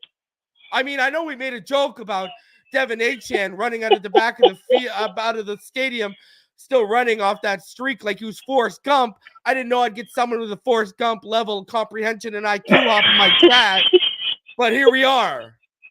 Holy jeez. Oh my God. Oh my Lord. I call him mediocre everywhere I go. What are we talking about right now?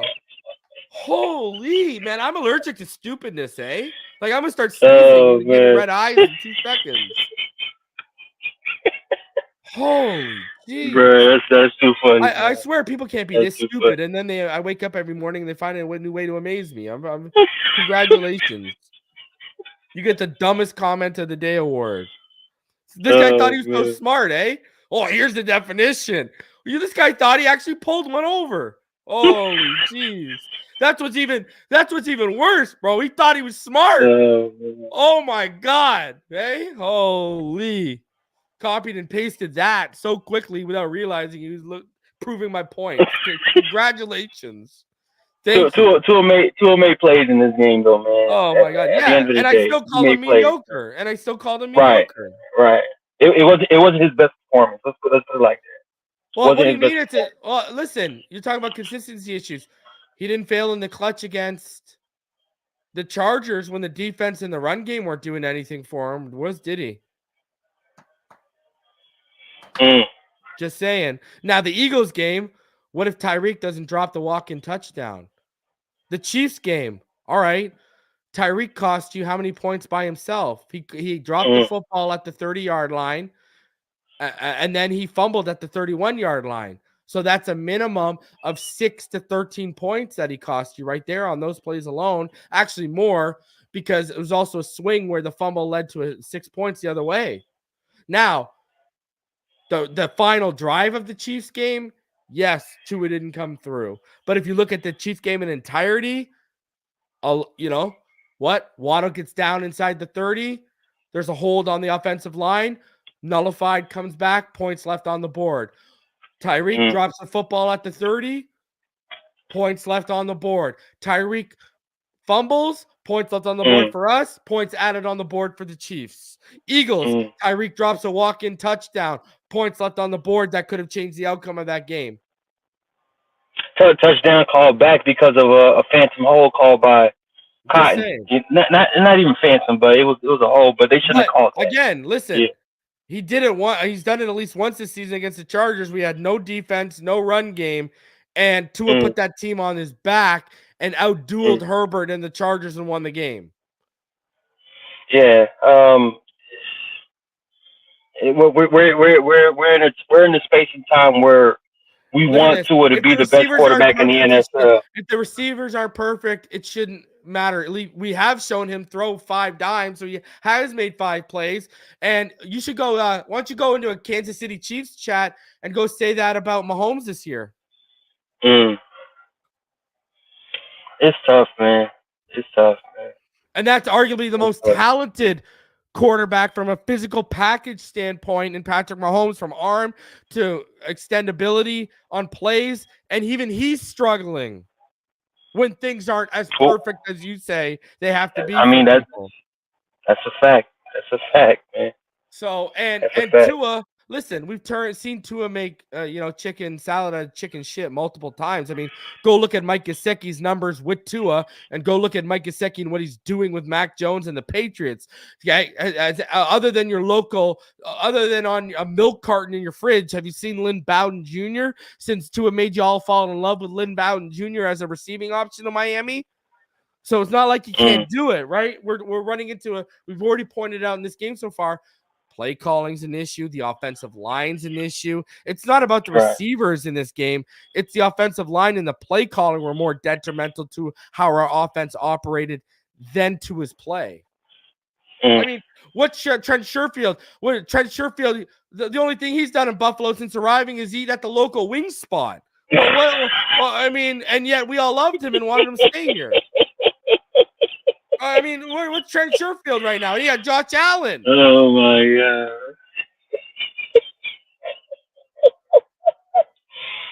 Trent Sherfield, bro.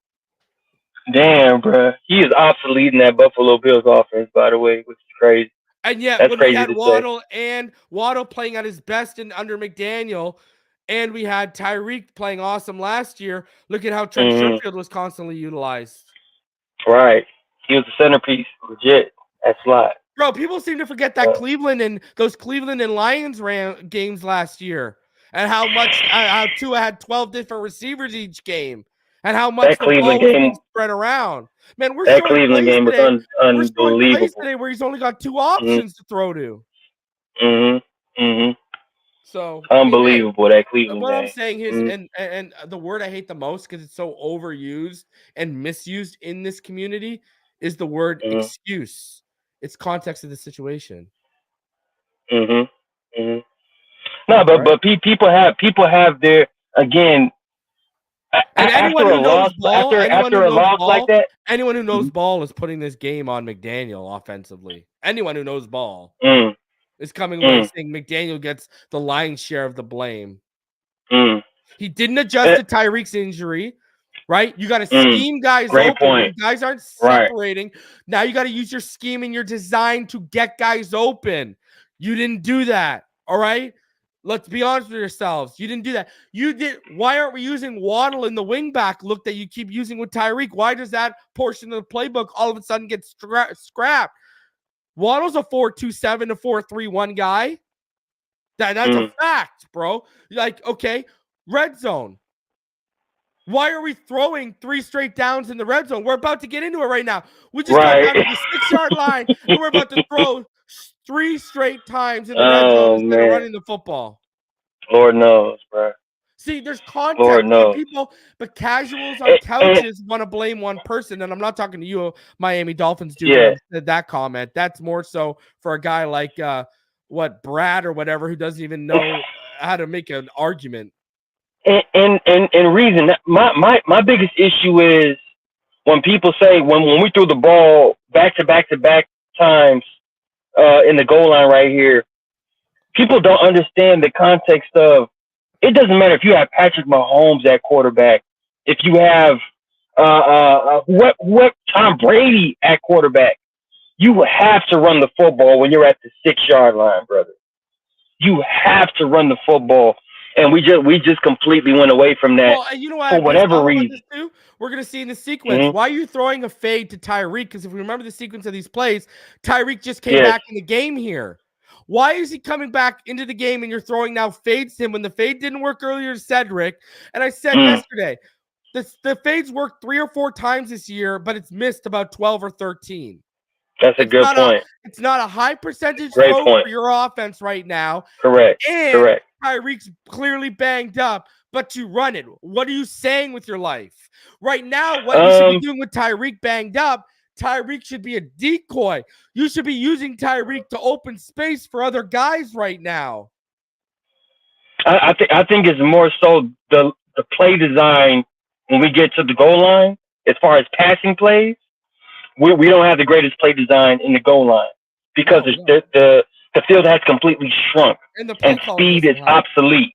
And the speed is obsolete right here. Yeah, well, they have some good plays like that. That one we showed earlier where they've scored touchdowns off it, where Achane shoots out, stops, and then runs an angle route. Right. I mean, they have stuff. But you got to be able to run the football. And the thing is, Mostert's one of the hardest running back. He's one of the hardest runners in the NFL this year. Yeah. He's really bulked up. Yeah. Anyways, let's get into this. We've been sidetracked here. Yeah. Go ahead, brother. Anyways, 1st and goal, 2 in the gun. Moser to his right, 2 receivers stacked to the right, 1 out to the left, 11 personnel for Miami. Cover 4 red zone for the Titans. And to his eye, watch this. He's gonna watch Mostert of the backfield. He's gonna eye Mostert's shoot route, but the defender stays over top and stays honest while Waddle and Tyreek are gonna be covered. So Tua's gonna have to step up and scramble for 3. Slide, bro. What are you saying? I know. Oh my God. You gotta be careful, Tua. What are you doing? You gotta slide, understand. bro. We're seeing this too often this year, too. We're seeing it way too often. It's not like you're at the goal line, bro. He got blasted. Like, bro. He got blasted, bro. You're not at the goal line. Like, look at this. Does this guy think putting his shoulder down, he's going to run over 93? In what world, bro? Those dudes is benching 285, bro. Damn. Like, look at this. They bench Tua when they wake up. Look at it. You see him talk shit, eh? That's what I notice, eh? Watch 93 get up. You're eyeing him. Watch he's talking. Look at he gets right up in there and lets them know. You try to run on me, little boy. You try to run on me. What you smoking? Yeah. Nah, man. Hey, but again, that wall in Game of Thrones, it ain't got shit on me, son. Great Wall of China was made because of me. Yeah, made of my honor. Hey, but Tua clearly has to slide on this play. But I understand the mindset of I need to score now. I understand it, so I give him the benefit of the doubt. But if it's good, in that position. if it's gonna be a runner, you give it to Raheem Mostert. He's designed for that. You understand? So, all right. Second and goal now. 2 in the pistol. 2-by-1 receiver set. 11 personnel for Miami. Titans cover 0. 2 is going to throw the fade to Tyreek Hill, who gets jammed a little and can't make it to the back pylon. Incomplete. And I say, Jesus fucking Christ, run the ball here. Those are my notes. Bro, I saw your live, bro. You were. Did you see me lose my mind? Did you see me lose my mind? It. I was nervous, bro. I thought you were about to have a stroke on live stream, bro. I was like, damn, this man about to die on here, bro. Oh, because you were pissed, and I was like, damn, you're right. God, I lost. You're right, man. And then I tweeted out. And then I tweeted out, run the effing ball, Mike. Yeah. And then I got like 400 likes on the tweet. Oh my God. But honestly, and that was around the time where, the game was still in hand. Yeah, but you going off like that just lets you know this was a squandered opportunity. Yes. To pretty much, and it's just continued pattern and trend, bro. Exactly. Mm-hmm.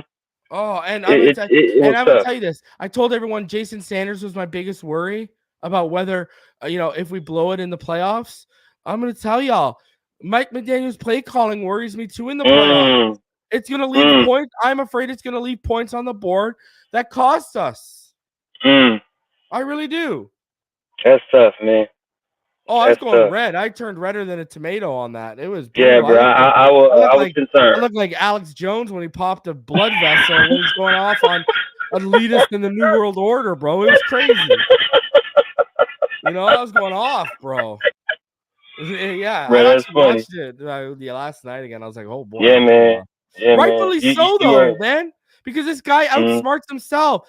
Like, how can a guy on YouTube, man, I trust myself. Like, here's the thing.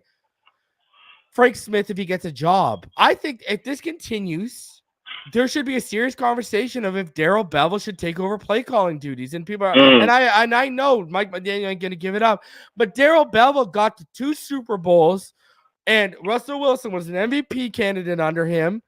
And listen, if you got to learn play calling directly under Darrell Bevell for a year or 2 before he leaves and you promote Wes Welker, do it. There's no shame in that, man. If Mike McDaniel has any ego, it's play calling ego. That's it. Yeah, that's what it is. That's why I don't think he'll give it up. That's why I don't think he'll give it up. All right, third and goal. What are we doing, guys? Hold on, did we go to second and goal already? Yeah, it was the fade. Oh yeah. Hey, by the way, on that fade, there's an illegal contact but no call. I don't know if you saw that, by the way, Reed. What, on Tyreek? Yeah. Illegal contact, no call. And I was curious. I was like, why didn't they call that? Right, you know what I mean? I actually didn't notice it, so let me watch it. All right, here we go. In the pistol. Who's that? So through the ball, illegal contact right there. Yeah, that is. Yeah, because I actually ID'd it as a little bit of a jam, but you're right. Because look he veers him off with it, right? Like he veers him almost out of bounds with it, right? Yes, there is a 5-yard standard bumper zone for a defensive player to be, man to man with an offensive player. But when the ball is airborne, that's it. That's it. That's it. And for them not to call that right there, I mean, come on, bro. That was one of those. Okay, why wasn't that called? Yes. Agreed. But it was much better placement by Tua on that play. By the way, just trash the fade, bro. Just trash. Yeah, it doesn't work. Okay. It's way too low percentage for this offense right now. Third and goal. Agreed. I'd rather run the ball. I'd rather trust Moser or Achane. Third and goal, 2 in the gun. Moser to his left, 1-by-1 receiver set with Tyreek as the wing back on the right side as well. 11 personnel for Miami. Cover 0 for Tennessee. Smite's going to motion out left, and Tyreek Hill's going to shoot out to the right. Tua's going to miss Tyreek on the shoot route off the snap. Then he's going to ID Berrios on the pivot, and he's clearly eyeing it as he moves out to his left, and he slips, and he takes a massive 10-yard sack. Not one run inside the Oh, Absolutely criminal. Dolphins settle miss. for a field goal to make it 13-13. He had Tyreek Hill on the arrow end, like you said. Oh. Huge miss. Not only by Tua, but by Mike McDaniel.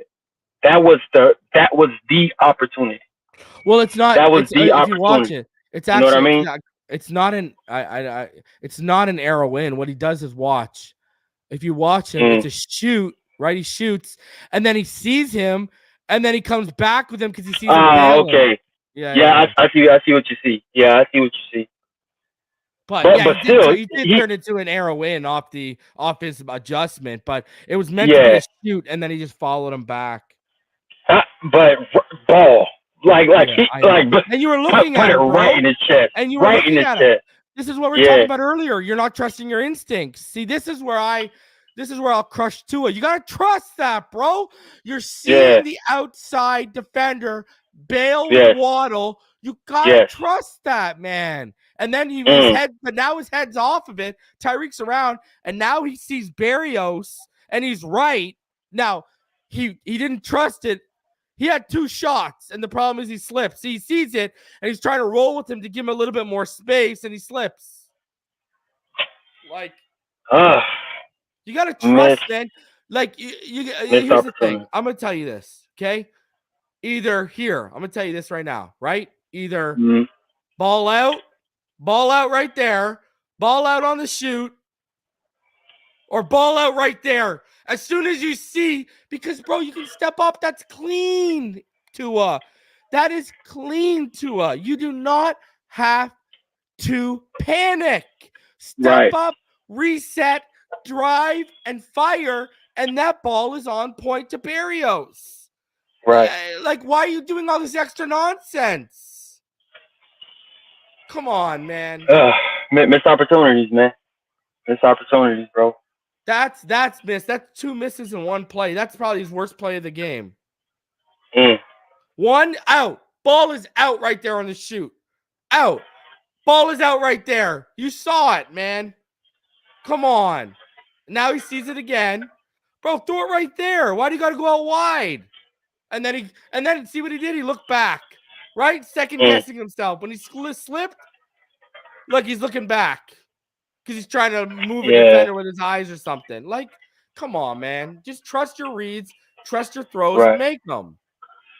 And Tua is better than this, man. What's occurring is I think he's pressing. He's pressing because he understands the situation. He understands that if he makes this play, it pretty much puts them in the driver's seat, right? And it was an overthink. He overthought it, man. Yeah. And that's not where you want to be. Not in that mental space right there, right then. Make the plays that are given to you, bro. Okay. You know. Still 13-13 after Titans punt. 1st and 10 after a 7-yard run by Moser was followed by a 5-yard run by Achane to start this drive. 2 in the gun. Achane to his left. 1 wide receiver split out to the right. And Tyreek Hill as the wing back to that same side. 21 personnel for Miami. Cover 6, 2-4 for the Titans pre-snap. Then they'll drop to a 3-high look. Tua's going to look off Tyreek's deep dig because of Hooker. Then he's going to come back to Achane on the swing out of the backfield and instantly gets shut down for 0 gain. Good pocket movement by Tua to step up and away from the pressure, but nothing really there. This was tough, but only because this is a play where this is routine. Rhythm, timing, Tyreek. You feel me? Like he's been doing this all year. I thought he missed Tyreek on that deep dig route where this is what he does, you know? The rhythm, the timing was there. It's just I don't know what negated him from releasing that football right there. Yeah. You feel me? Yeah. Like it's there. You know, I don't know, man. Yeah, I don't know why he looked it off. I don't know why he looked it off.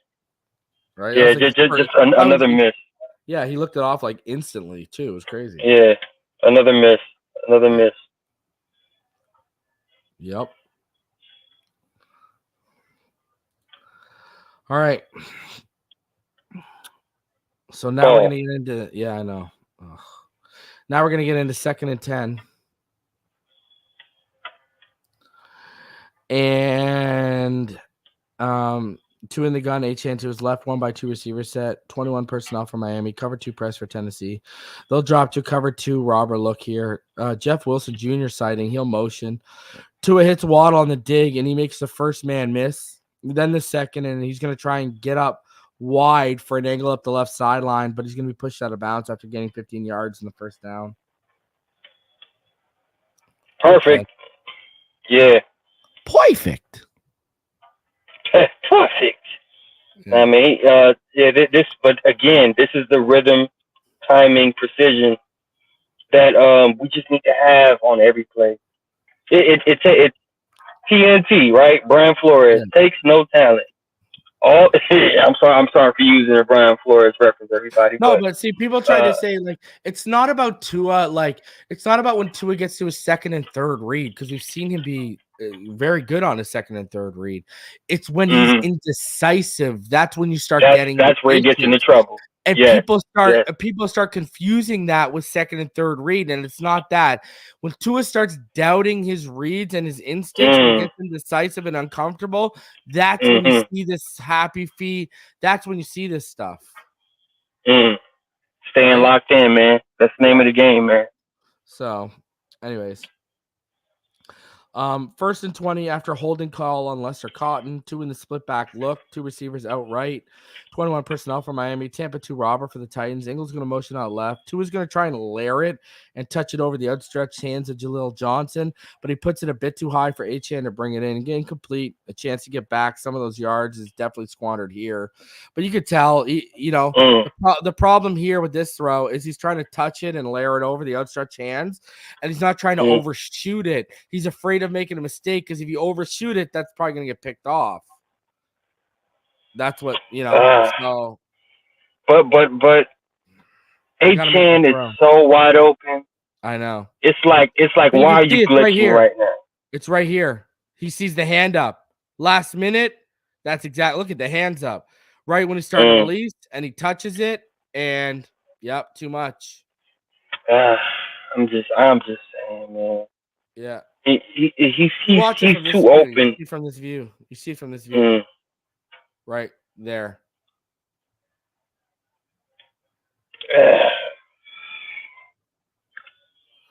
You can definitely separate indecision from someone going through his progression. That's 110%.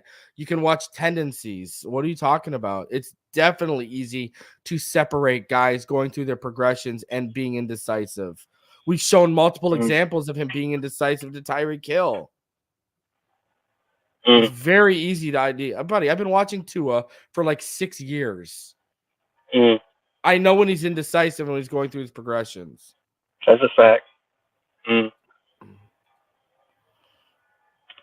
I've literally evaluated every snap at Alabama multiple times, and we've broken down every single snap of his career in the NFL on this channel. And when you break down, let's just talk about the NFL level. You chop up the film, right? Then you edit down and compress the film. Then you chart the film. Then I've watched this all 22 4 times.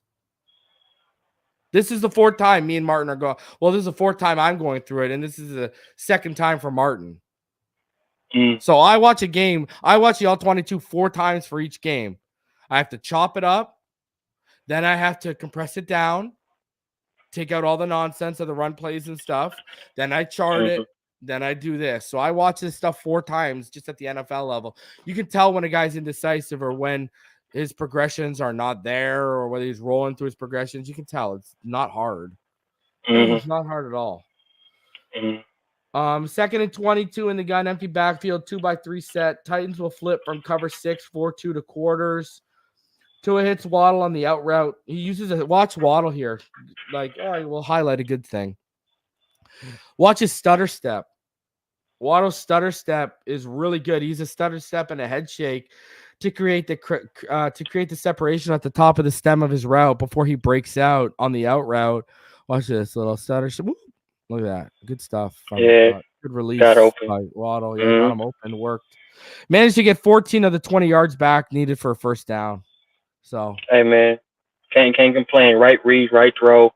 Yeah. But I don't like how Austin Jackson shuffle looks nowadays, man. His What kick is he slide? doing in this game?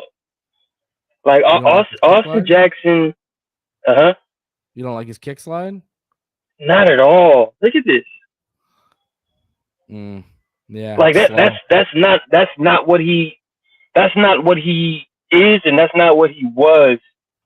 Yeah, it's This not whole smooth, year, right? It's not smooth. It's choppy. it's not at all. Yeah, Yeah, yeah, it, yeah, it's like he's robotic in that. yeah. Look Look, at you see those. Look, you see it. Watch him out of his kick slide. Look at his feet. He takes 2 steps. Like he like hop steps. Watch. See that? that's not him. Yeah, Yeah, you that's see that not initial him. step? Yeah, it's not that good. It's not clean, That that's right? that's not It's not 2023 Austin smooth. Jackson. Yeah, it's not smooth. His anchor was way stronger, or has been way stronger. His feet has been balanced. There's been no panic in his feet and his hands. This game was like really one of the games that I was like, what's going on with Austin Jackson? Butch Berry has to address that if he spotted it, because I've spotted it even from watching what I've watched. So they got to repair that immediately. See, like I see there's Pyro and Jason going back, and they said that's why you run the ball to get the pressure off Tua. And then Jason says we ran it 28 times, guy, 160 yards. Stop acting like we didn't run the ball. See, the problem is when you box score watch, you're going to think we were balanced, but the problem is the balance went out the window once we got outside the red zone. That's the issue. That's your big issue. fact. You can want to be balanced from the fact. 20 to 20 all you want. That's cute and dandy. When you get inside, when you get inside the 20 and especially inside the 10 and you throw that balance out the window, you're easy to defend. Great point. So 3rd and 6 now, 2 in the gun. Achan is to his left, 1x3 receiver set, 10 personnel for Miami.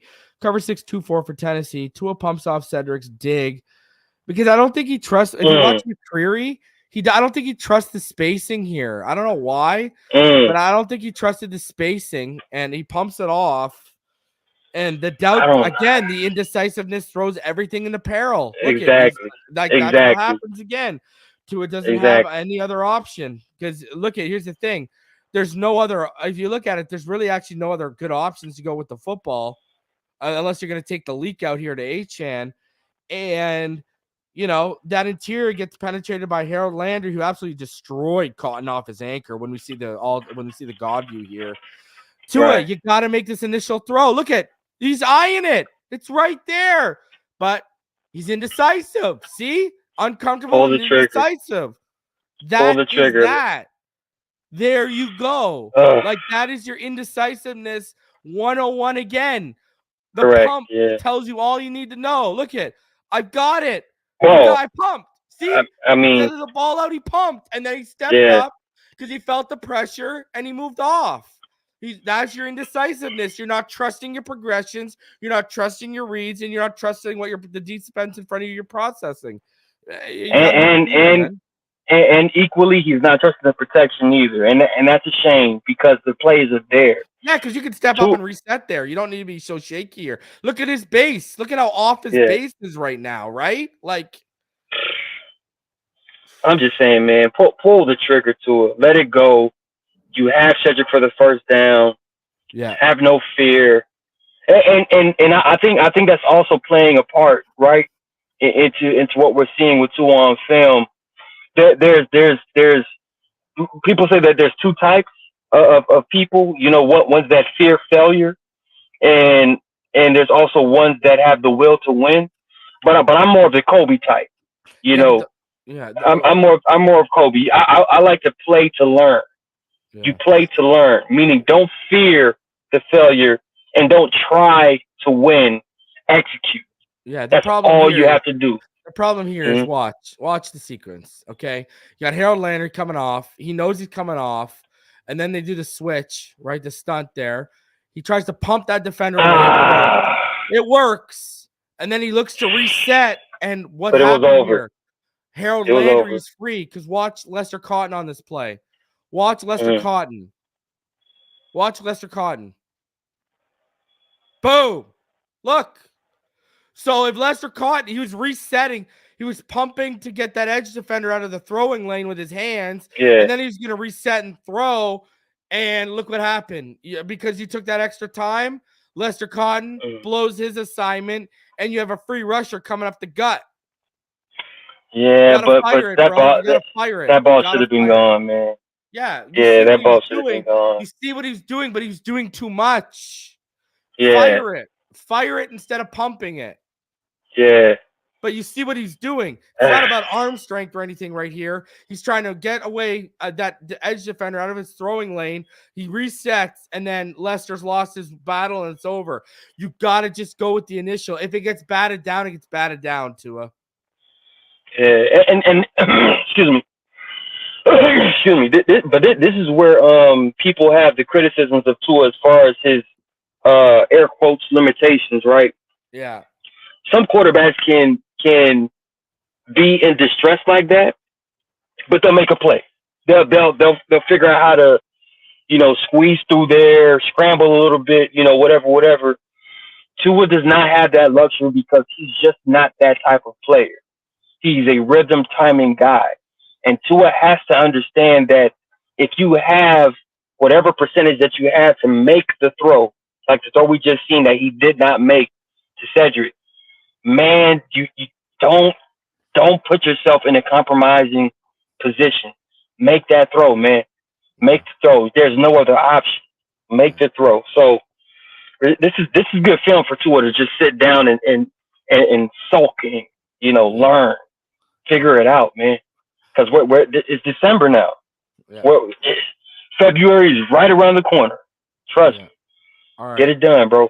Mm-hmm. Dolphins have the ball back under 20, and it's 27-21 after Titans fumble on their defensive drive. Because if you remember, after he didn't make that throw, we took a 9-yard loss. The Dolphins punted it, but it was muffed by the Titans and recovered by Miami. Moser would run 2 straight times with the second for a touchdown to make it 20-10. Mm-hmm. 20-13. Then the Dolphins would get the ball back after, it was 20.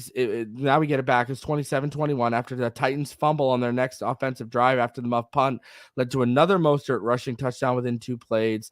And then that was followed up by a Titans touchdown off a pass from Levis to Westbrook, Akeen, and a successful 2-point conversion from Levis to Hopkins. So now it's 3rd and 6 after 2 Mostert runs, only accumulate 4 yards. 2 in the gun, Mostert to his right, 2x2 receiver set. 10 personnel for Miami, Titans in cover 6, 4-2. Bears is going to motion. The coverage is going to be great downfield. 2 is going to try and step up and maneuver through the pocket, but as both edges collapse, Tua tries his little jab step move, but he gets taken down from behind by Arden Key after only gaining 4 yards, needed 6. Because Tua opened his progressions to the left, he was able, because he opened to the left, he's not able to see Berrios here and, anticipate him being open off the break because there he was at the top of his drop if you were looking to that right side. Anyways, it doesn't matter because there was a holding on Eichenberg on this play. If Tua did get the first down on the ground or by throw to Berrios here, it would have came back because of Eichenberg. I'll disagree with you on that. I don't think the holding is called if Tua gets that ball to Berrios on time. Because again, from his drop step right here, read the coverage, ball out. If you get the ball out right now, I don't think they call that hold. I don't think it happens. I think that extra, whatever with Tua, that's where that flag came out. But Berrios all day right here, man. Tua, it could very well be the protection, but regardless, he didn't see Berrios. Man, if you watch his head, his progressions never started that side. That's the issue because he shouldn't even be looking over there if he reading the coverage. Left side of the field, and then I think he gets back to the middle of the field right there, and then he's moving. Yeah. But what I'm saying is his eyes shouldn't be there in the first place if he reads the coverage. When you see Berrios in motion, when you see Berrios in motion and you have the motion defender running with him and he's off ball, Berrios on a speed out is the route. Yeah, that is the route. So He shouldn't even be looking over there. So that's what I mean by, it was so many. He just missed so many keys, in these moments that I'm like, damn, bro, coulda, shoulda, woulda, man. Yeah, basically. Anyways, so the Dolphins, this leads to a punt, obviously. So now, who's ready for some exciting times? Here we go. Here we go. All right. 28-27 after the Dolphins defense gives up 14 points and 139 yards in 13 plays in 2 minutes and 20 seconds over the last two Titans offensive drives. 2 in the gun, Achane to his left, 1 wide receiver to the left, 2 stacked to the right. Cedric Wilson's going to motion from the inside on the right to the left. 11 personnel for Miami, Tampa 2 for the Titans. 2 is going to hit Berrios on the over route. He's going to just gain 7 yards here, and we're moving. And I'll just keep letting it run because, until we get a little bit more here, we don't have anything until 2 more plays, really. Agreed. Just right read, right throw by Tua. Right read, right throw. So that's going to bring up a 2nd and 3 with 2 in the gun. Achane to his left, 1 by 3 receiver set, 11 personnel, cover 2 robber for Tennessee. 2 is going to hit Achane on the stab route. He gets 4 yards to the left sideline and out of bounds to stop the clock. Same situation here. Right read, right throw. Yeah. Defense gave him what he gave him. Just made the right play. Yeah. All right. And then now here's one we're to watch. This is what I think this cost us the game. This next play was actually the nail in the coffin for me. It wasn't the sack at the end of the game. It was this play. So it's 1st and 10 now.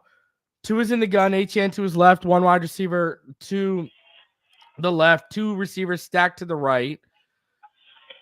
With Tyreek as a wing back to that side. 11 personnel. Quarters for Tennessee. Tyreek's going to motion to the left. Harold Landry's going to come off that right edge and dip under Jackson's pass block attempt, if you want to even call it that. And boys and girls, Tua the whole time, what was he looking at? Braxton Berrios. So I'll roll it back. Watch where Braxton Berrios. Tua wants Berrios on that dig all day, and it's there all damn day. And look at, guys, we are at midfield. Instead, he has to dump it off to Achane underneath to try and avoid taking a sack, and it's an incompletion. But when you watch Tua's head on the God view, and you watch his eyes, it was that dig to Berrios, and it was coming. And look at Jackson, just whiff. Come on, man! Like in a crucial moment, Austin. Oh my God. Like bad whiff, and again, Austin Jackson's technique. This entire game, this new footwork, ugly. The new footwork was. I don't know who encouraged him to incorporate this type of footwork from what he was doing all year, but that's not it. Yeah. That's not what I'm used to seeing from this new Austin Jackson. I didn't like it this game, man. And it kind of cost us. I think that cost us because what happened was, here's the deal. What happened was now we're going to have the completion to Smythe. If you would have had that completion to Smythe, let's say we threw it after we got to midfield there, would have got us down to about the 42-41. McDaniel would have ran the football. That's what he would have done. He would have got us to the 30-35, and for the field goal, he would have ran the football. Spiked, ran it, spiked it. Yeah.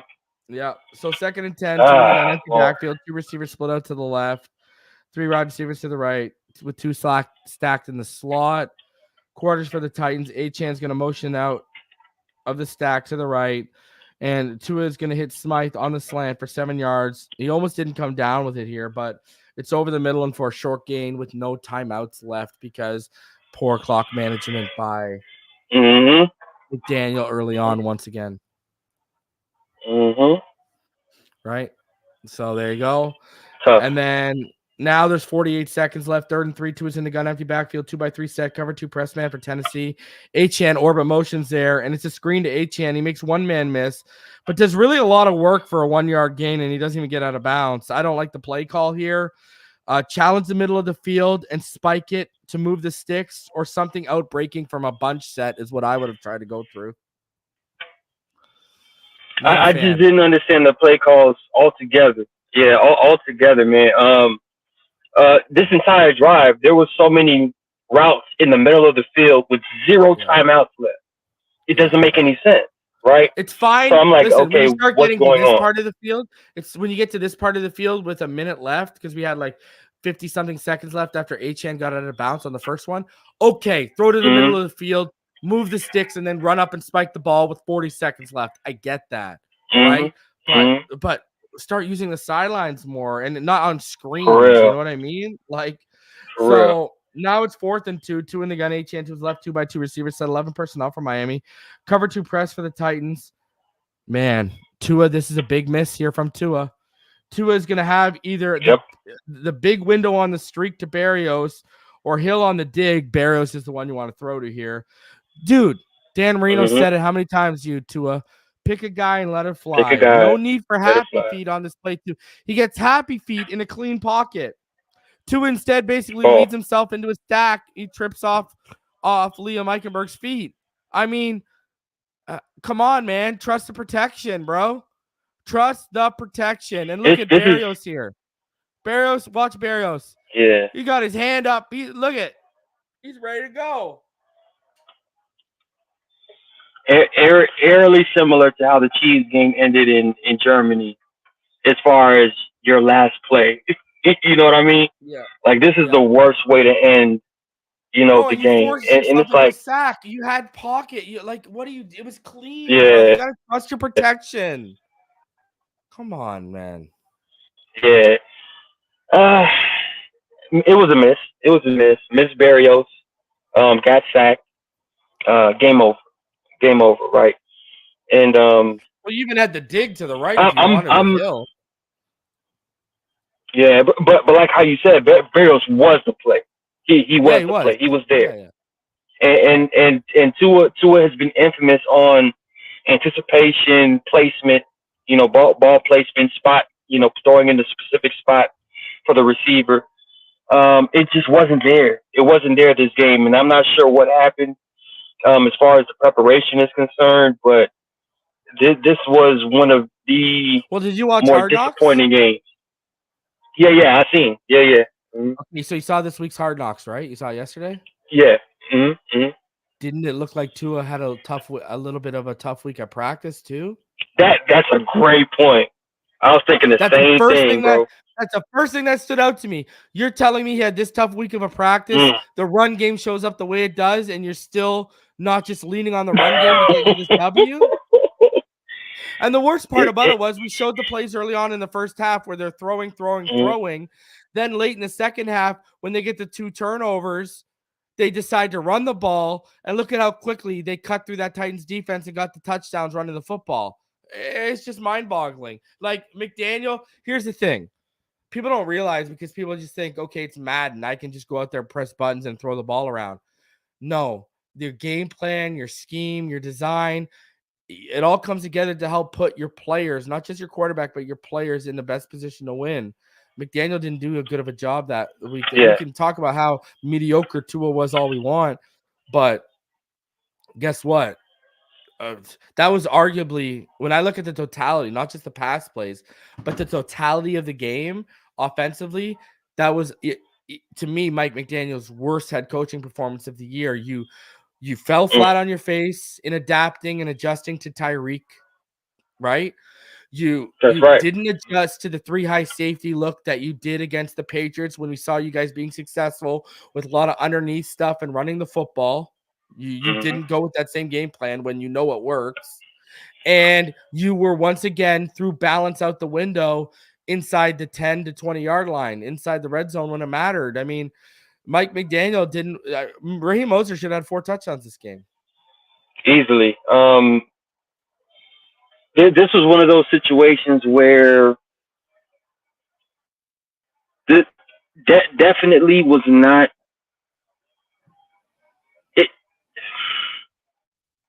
They were not locked in. From the coaches to the players, they were not locked in, and I'm not sure if they got too far ahead of themselves as far as the quote unquote, you beat all the losing teams, but you don't beat the teams that have over 500. You know, they're over 500 games, or over 50% win percentage. Mhm. I think they got two. That's why I keep saying, man, if Mike McDaniel is one of those coaches, young coach by the way, that's caught up in the narratives, right? If he's caught Bro, up I don't in got the time for the narrative, narratives, bro. I ain't got time for the narratives. Win it, ball games. they're 100%. Do not fall prey to the media talking. Yeah. Do what you do best. Fall back on your roots. If you came here as a run game coordinator, run the football. If Tua is not ready, no matter if he's in the MVP category or not, they're talking about Tua. He's looking good this year. Cool. But if you see what you see real time on the field, if he's not ready and you have that gut feeling that he's I have no idea what just happened to Martin. hand it All right, off. Martin, we gotta wrap Yeah. this.